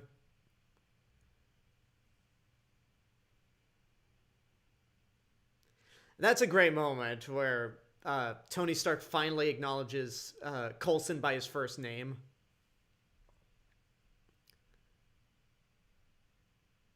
And to be honest, with honest trailers, I actually didn't like the first, I think, year of honest trailers up until John Bailey started doing the voices for them. Because yeah, John Bailey just makes the honest trailer sound a lot cooler. Yeah, now here's where the action comes in.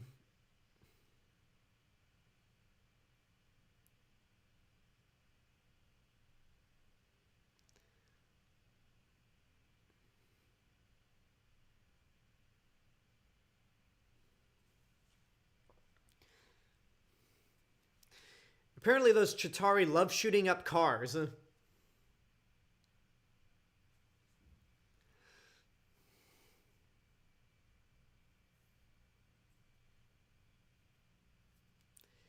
Oh, don't put this in the same category of as Transformers: Dark of the Moon. Even though I guess I can see similarities, but this movie's essentially, oh, you had a big alien invasion in a city with a beam sky. Yeah, we'll take that and make it better. That's what this movie essentially did. One, because you actually give a shit what's going on.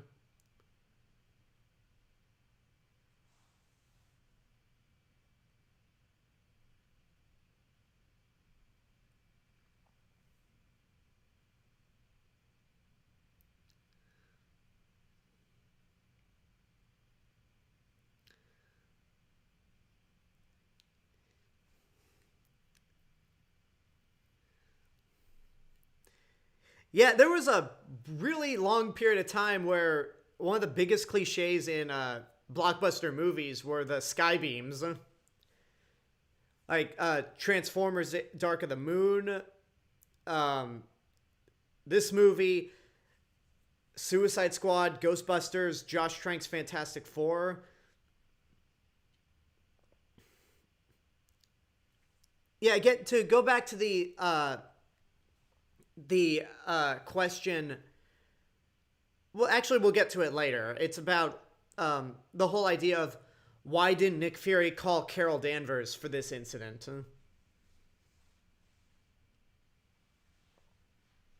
Okay, yeah, because Nat's not piloting that thing, so she never was piloting the Quinjet.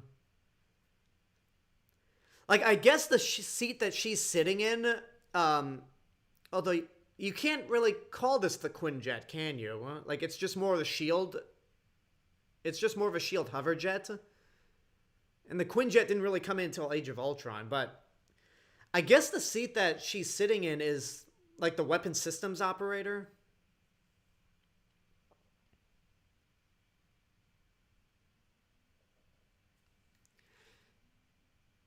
Okay, my headset's no longer like cracking.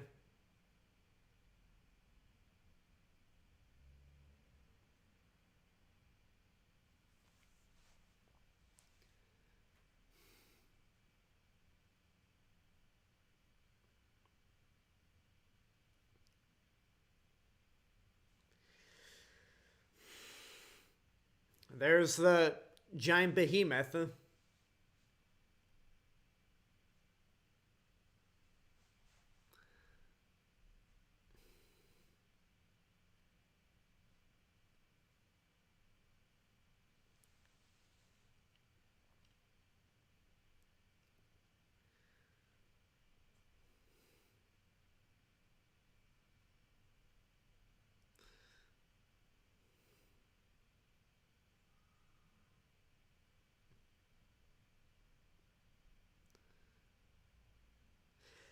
Yeah, okay, one thing that I'll nitpick, and this is something that everyone has nitpicked about.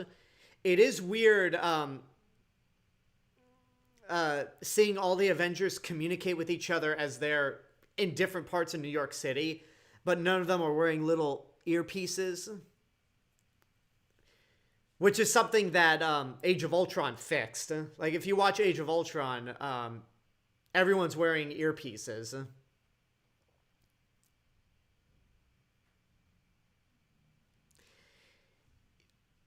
Yeah, that point right there, I feel like, yeah, that's the point where Thor probably knew Loki was no longer, he was past the point of redemption.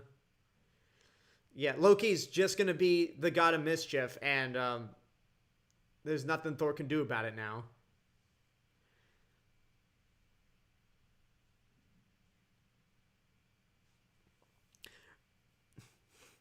William Clark on YouTube says, "If frogs can rain down in Mongolia, great film if you've seen it. I can guess aliens can come down to Earth many times, and they can, as they can, and the Avengers will be there. I guess." Which I don't think I haven't seen Magnolia. I'm sorry, Magnolia. Why did I say Mongolia? That's a feel like that's a different, more boring movie out there. That's cool.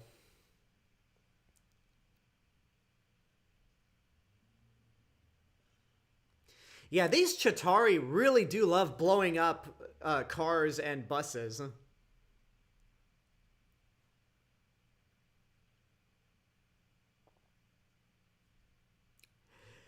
You know, I'm so tempted to make, like, with Clint Barton opening up the bus. With Clint Barton opening the bus and helping those civilians get out, I'm very tempted to make a jab at Man of Steel, but I won't.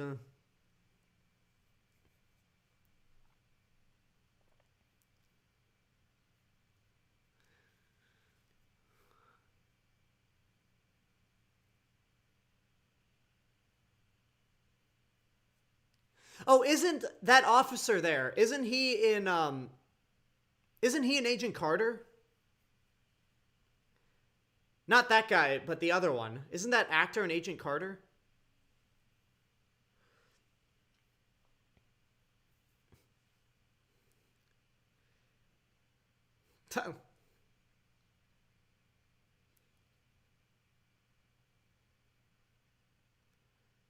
I love that. Like, why should I take orders from you? Bam, boom, boom, chopped arm off, hit to the side. There you go. There's your answer why.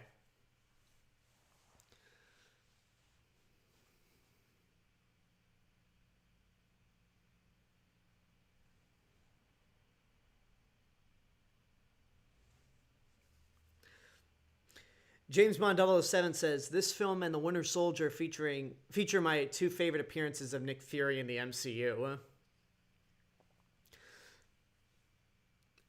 Yeah, I would. I mean, personally, I would also those two movies, and I would also put Captain Marvel in as my favorite Nick Fury appearance.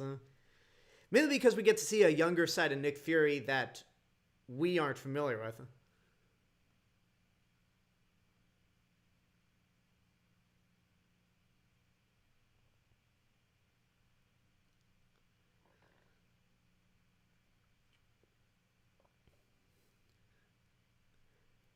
And here comes Bruce Banner on a motorcycle.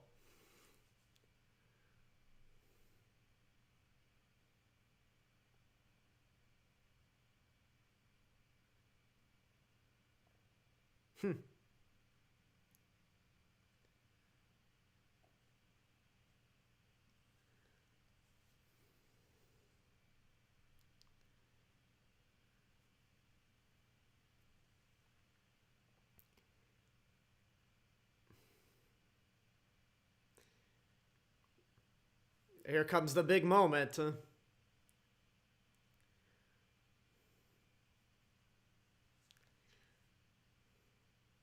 I'm just gonna be quiet.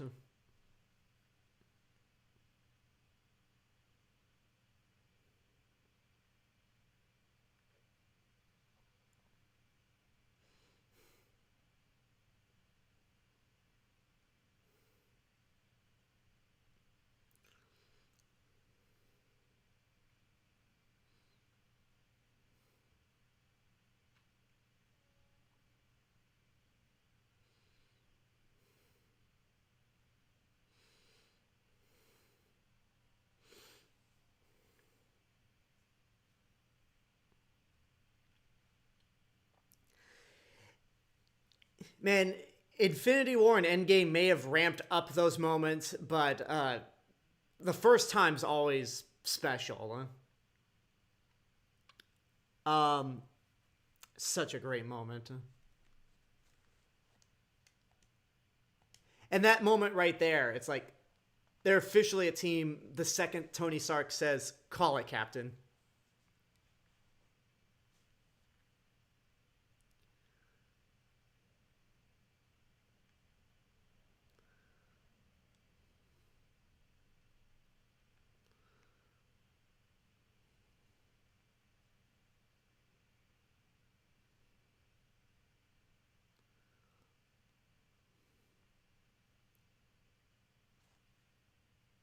Smash.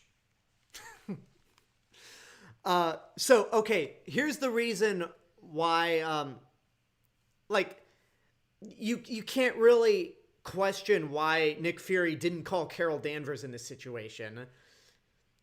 Because the army's not that big. It's a big army, but it would be big if it was one of the Avengers tackling it. But since it's six, it's six Avengers. They're containing they're containing the invasion so it doesn't reach to several other parts of the city or the world. And really, it's something that they can handle, and not really so much of an emergency that Nick needs to call Carol.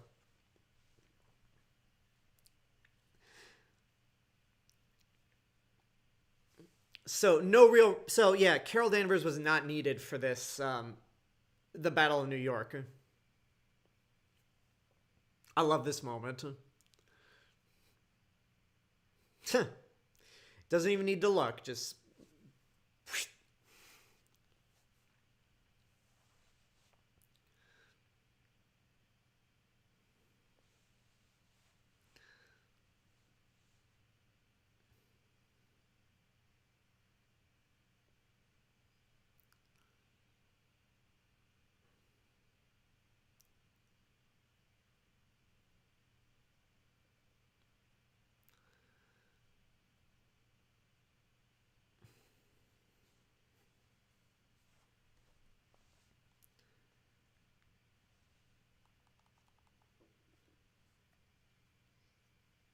The council will decide your fate. Is that a Star Wars prequel reference, or is that for the World Security Council coming up?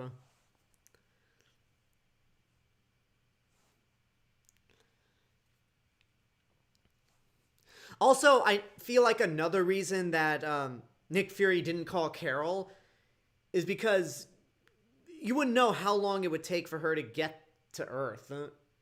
Like, depending on what she's doing, where she is. So by the time the Avengers actually take care of the problem, Carol might have just shown up and wasn't needed at all.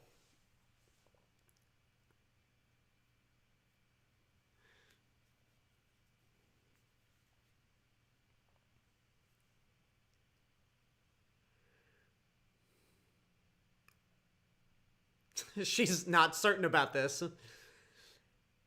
And her arm just got pulled out of her socket.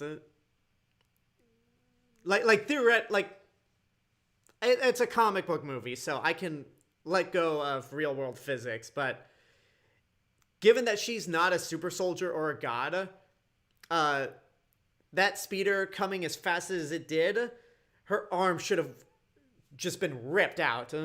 But whatever. Whatever, it's a nitpick.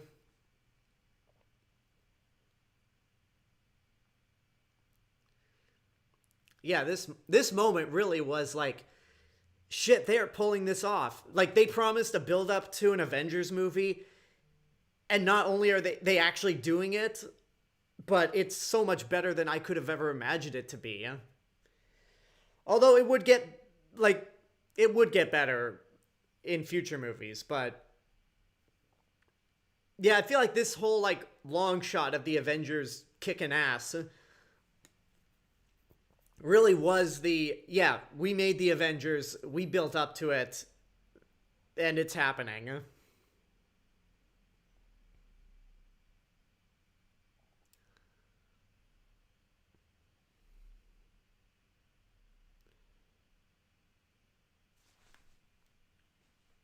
I love that GIF.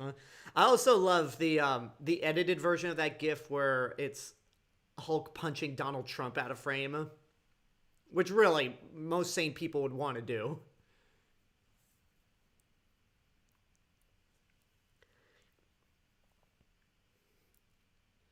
Oh yeah, National Guard didn't do much. They showed up, but they really didn't do a whole lot.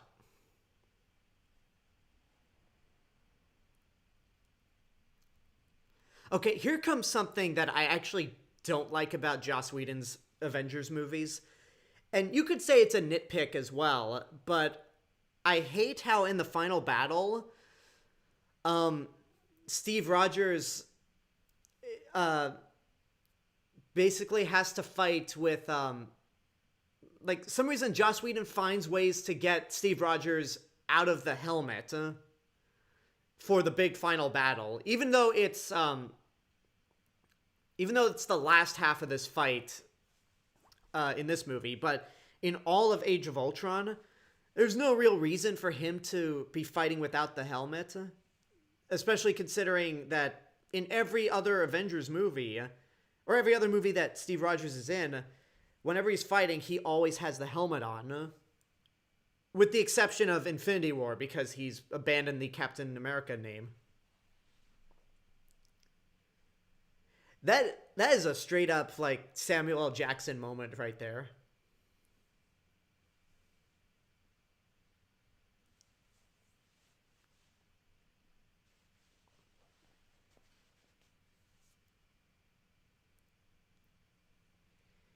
Yeah, and even then, like, they're gonna take care of, like, if a missile was launched towards New York City, the Avengers just wouldn't allow that anyway. Girl with Glasses says this happens a lot with Cap, where his helmet comes off. It happens in Winter Soldier too, right? It doesn't actually. In the first Avenger, in the big final battle, his helmet's on the whole time. In Winter Soldier, his helmet stays on when he's fighting. Civil War, Endgame, like, Joe Johnston and the Russos understood this, but for some reason, Joss Whedon always wanted the helmet to be off in the final battle. I still love that moment. Like, and I love how the Lego games basically took that and made it a finishing move as well.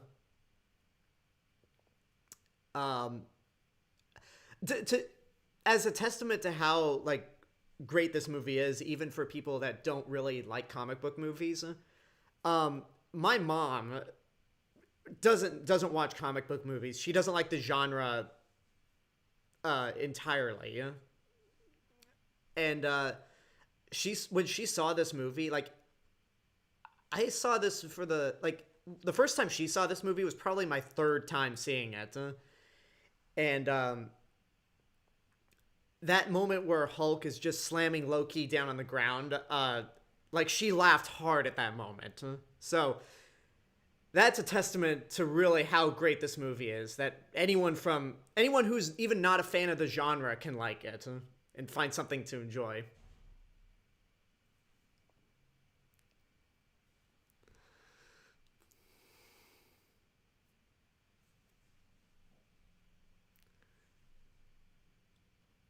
Huh.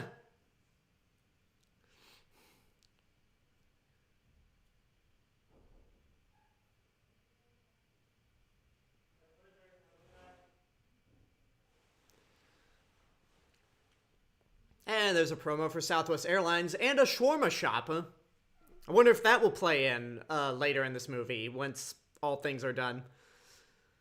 Razorbike on YouTube says, I don't remember much of the audience reaction to this film, but I will remember the audience reaction to this scene till I die. Yeah, I remember the audience reactions to this movie in and out. Like, when the title card pops up, when Loki is killed, when the Avengers officially assemble right before the final battle, when the credits roll, when Thanos pops up. Like, I never forgot the way my audience reacted to this movie.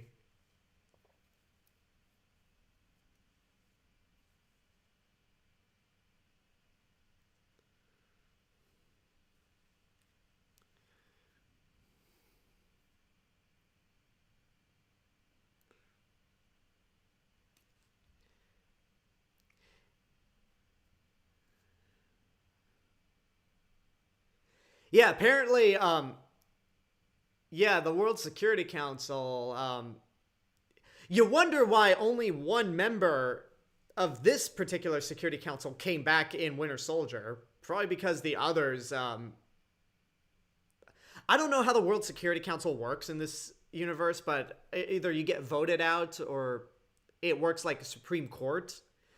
But yeah, only one of those members came back in Winter Soldier, probably because of this stunt here.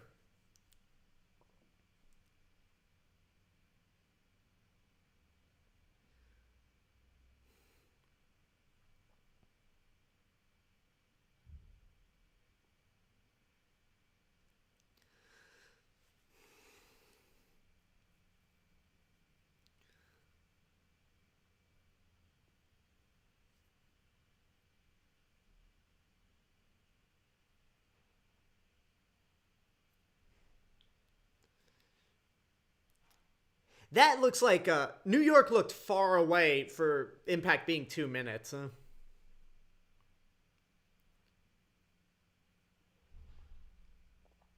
I remember when this particular clip debuted, and Steve Rogers got shot. People were just like, "Man, you don't do that to Steve Rogers." Like, he wouldn't, like, just to him get shot down pathetically. It's like, you're watching this out of context with the actual movie, and again, like, this is the final battle when they are clearly uh tired. So y'all cut the man some slack.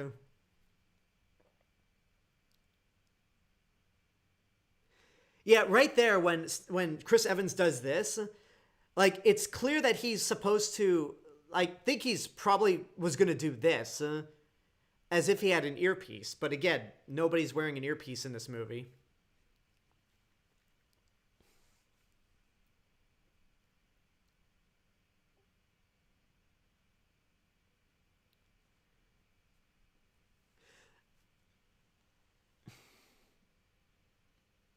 Razorbike on YouTube says, I'm pretty sure this was the last movie my mom went to go see with us as well, most of the time. Most of the time, it's me and my brother and my dad. I was also 9 at the time, so I don't remember much. William Clark on YouTube says, my mom and I went to see this film when I was, believed, 13 years old. I was such a huge fan of the Avengers show airing at the time. Yeah. Yeah, the Earth's Mightiest Heroes cartoon. Yeah, it's weird how much, like, compared to the comics, how much has changed from what the comics were when this movie came out. Like, when the Avengers came out in May 2012, Miles Morales wouldn't be introduced for, I think, another 2 months. I don't think Kamala Khan was Miss Marvel, and Carol Danvers was still Miss Marvel and had yet to be Captain Marvel. So it's weird how the comics have really changed since 2012.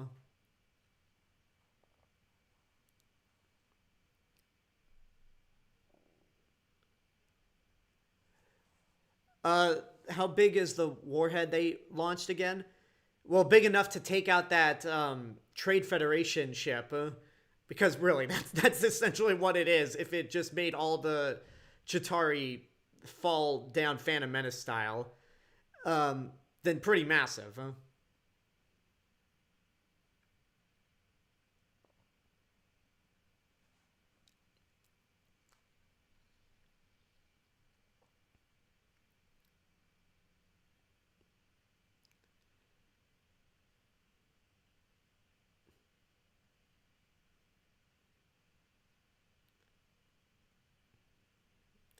Yep, day is saved.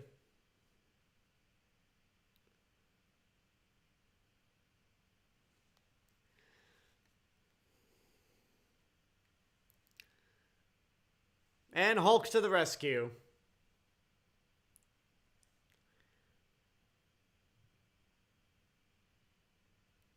Basically, Nick Fury said that it could wipe out Midtown. At least I think that's what he said.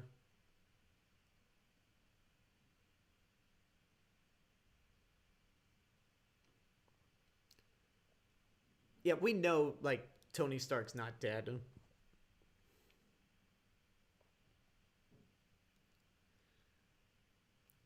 Scare the shit out of him. Maybe that'll do it, huh?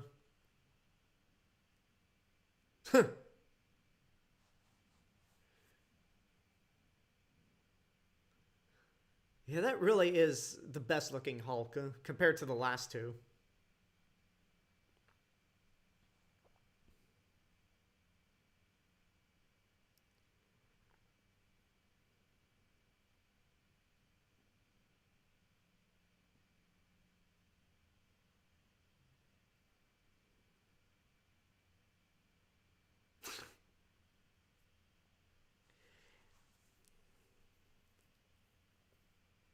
And then suddenly, after this movie came out, shawarma sales got a huge bump. You know, I actually, before starting this watch party, I actually debated on whether getting shawarma from Grubhub just because it's the Avengers, and ultimately I decided not to.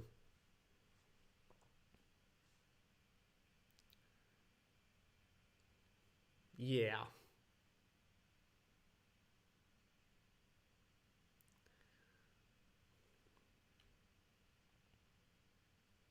I know I should have uh, girl with glasses.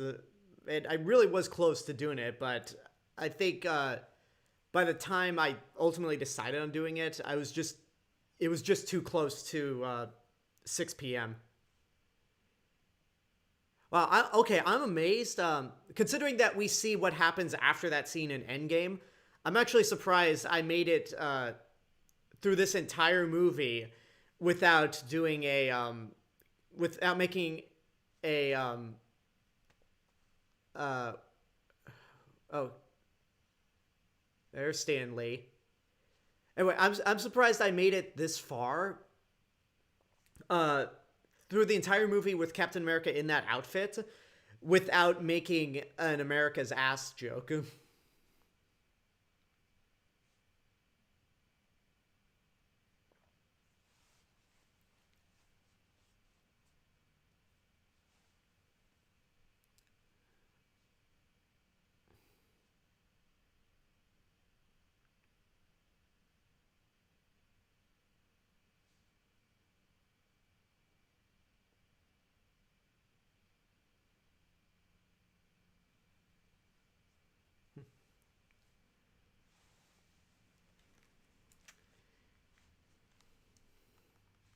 For now. Okay, good. The YouTube stream survived. I know we still have two end credit scenes, a mid credit scene and an end credit scene to go, but it looks like things are good.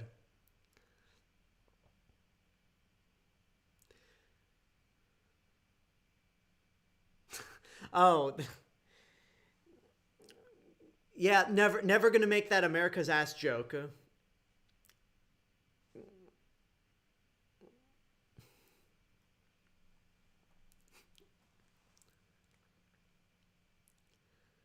And I gotta say, like, I might be straight, but he does have America's ass, Chris Evans.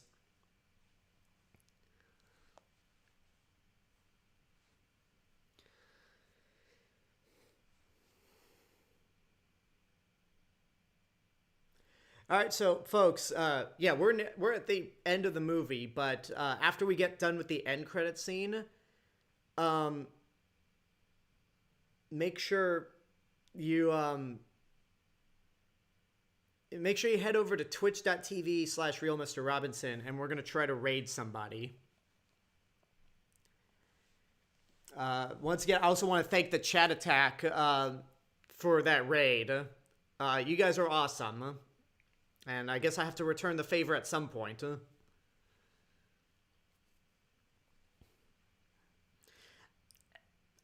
I will stand by this until the day I die. But the Avengers theme is right up there with John Williams' Superman theme and Danny Elfman's Batman theme. Like, it took a while for people to actually warm up, but yeah, it is an amazing theme. And I still love this movie. Like, yeah, it's like y'all made it. You did it. You set up. You made an Iron Man movie, two of them. You made a Hulk movie, a Thor movie, and a Captain America movie. Led up to the Avengers, and the Avengers ended up being awesome. And really, like, for me, I thought, you know what? The Avengers theme is fine. Like, the Avengers is fine where it is. It's funny. Like, when this movie came out, I just thought, you know what? Like, all I care about is seeing the Avengers and what they do. I don't really care about anything else afterwards. But after the Avengers came out, it made me more excited for the future of the series. Same thing with Endgame. When before Endgame came out, I was like, you know what?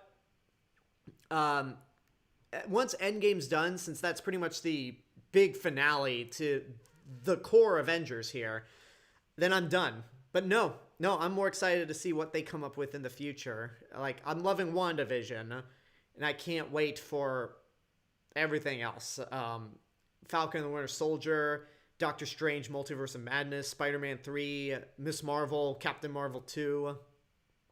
And apparently either it was today or yesterday, there is a Wakanda series planned for Disney Plus that Ryan Coogler will be in charge of.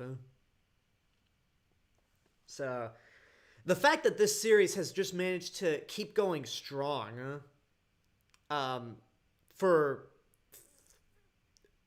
13 years, since 2008, it still astonishes me.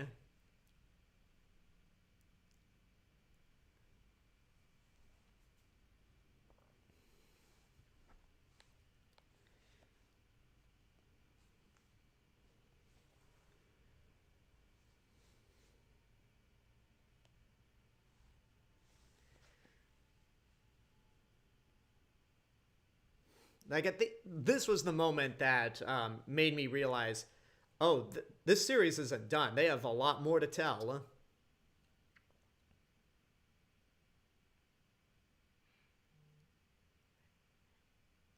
And thus, the Infinity Saga has officially begun.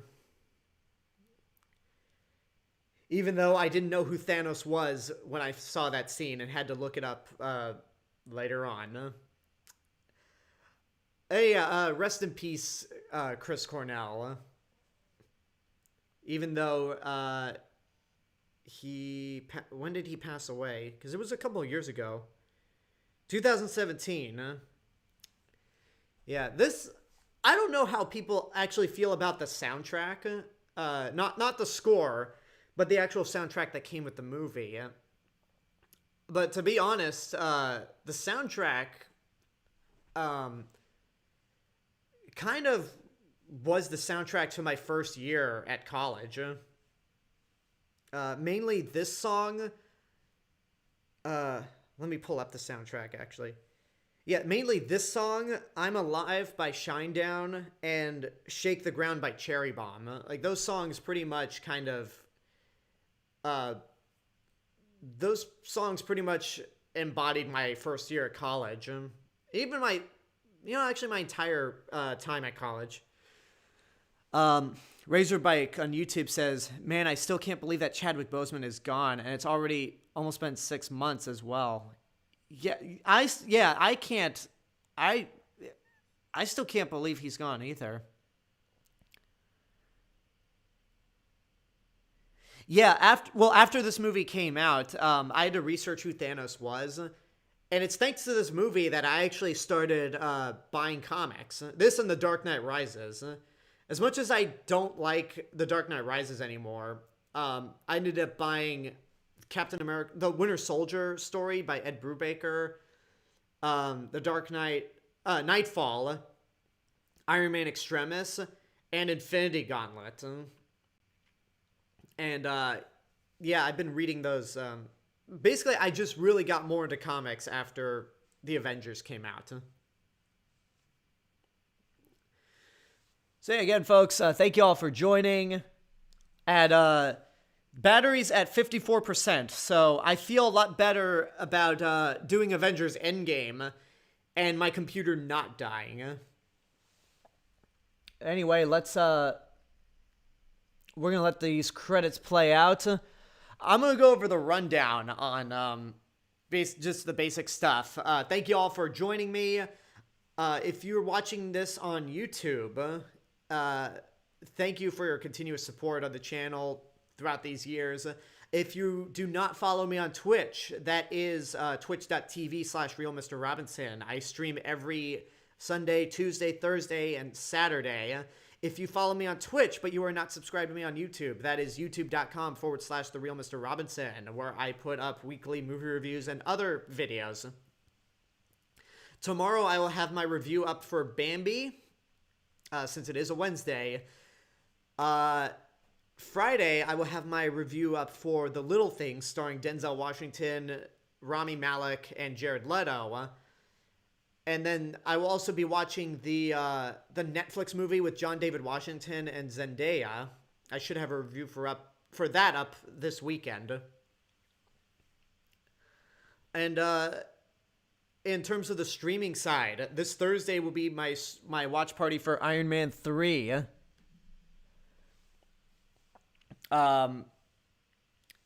Yeah, it's gonna be Iron Man 3 this Saturday. No, not Saturday, Thursday. Saturday will be my gameplay of the game Control, which is free on the PlayStation Store. And because thanks to the advice from Julian Mr. Humdinger, he suggested that I play games that are free on the PlayStation Store, because I can get more attention by doing that. And I saw footage of Control. It pretty much looks like Jean Grey, the video game. Like, it looks like something that's that I would enjoy quite a bit. Razorbike says, on a scale from 1 to 10, how was Little Things? It was about I'd say probably a 4 or a 5. Like, it's to give you the preview of my review, it's not very good. So anyway, let me open up Twitch. Let me see who is online that we can raid. So again, if you're watching this on YouTube, make sure you head over to twitch.tv/RealMrRobinson. And I think, well, you know what? We'll raid... Oh no, the chat attack isn't on. So we're gonna raid Mr. Revan7, or Revenant7. He is also known as Chris Herman from Double Toasted, which the chat attack is pretty much the fan run show of Double Toasted. Girl with Glasses says, how do we raid? Easy. I'm just gonna, in the chat, I'm gonna type in the user that we're gonna raid, and then as soon as the raid button appears where it says go raid, you just hit that button. You'll be taken directly to the channel that we are raiding, and that's all you need to know. So again, after the end credits scene. Also, I want to mention before we go. No, actually, the credits scene is about to play right now, so I'll just be quiet. Oh, by the way, I had no idea that this scene existed the first time I saw it, so I didn't see this until my second viewing.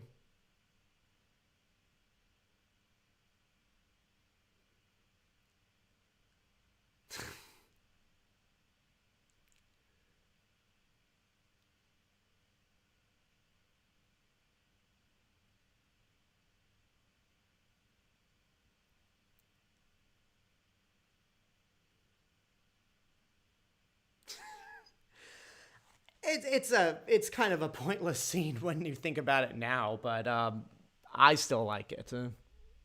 I still love this movie. All right, so yeah, thank you all for your support. If you want to help support me financially, you could go over to patreon.com/realmrrobinson. You can get special bonus content depending on how much you pledge. If you cannot support the channel financially, that's fine. Your subscriptions on YouTube and following me on Twitch is more than enough. So don't mind me while I'm off camera briefly. Hang on.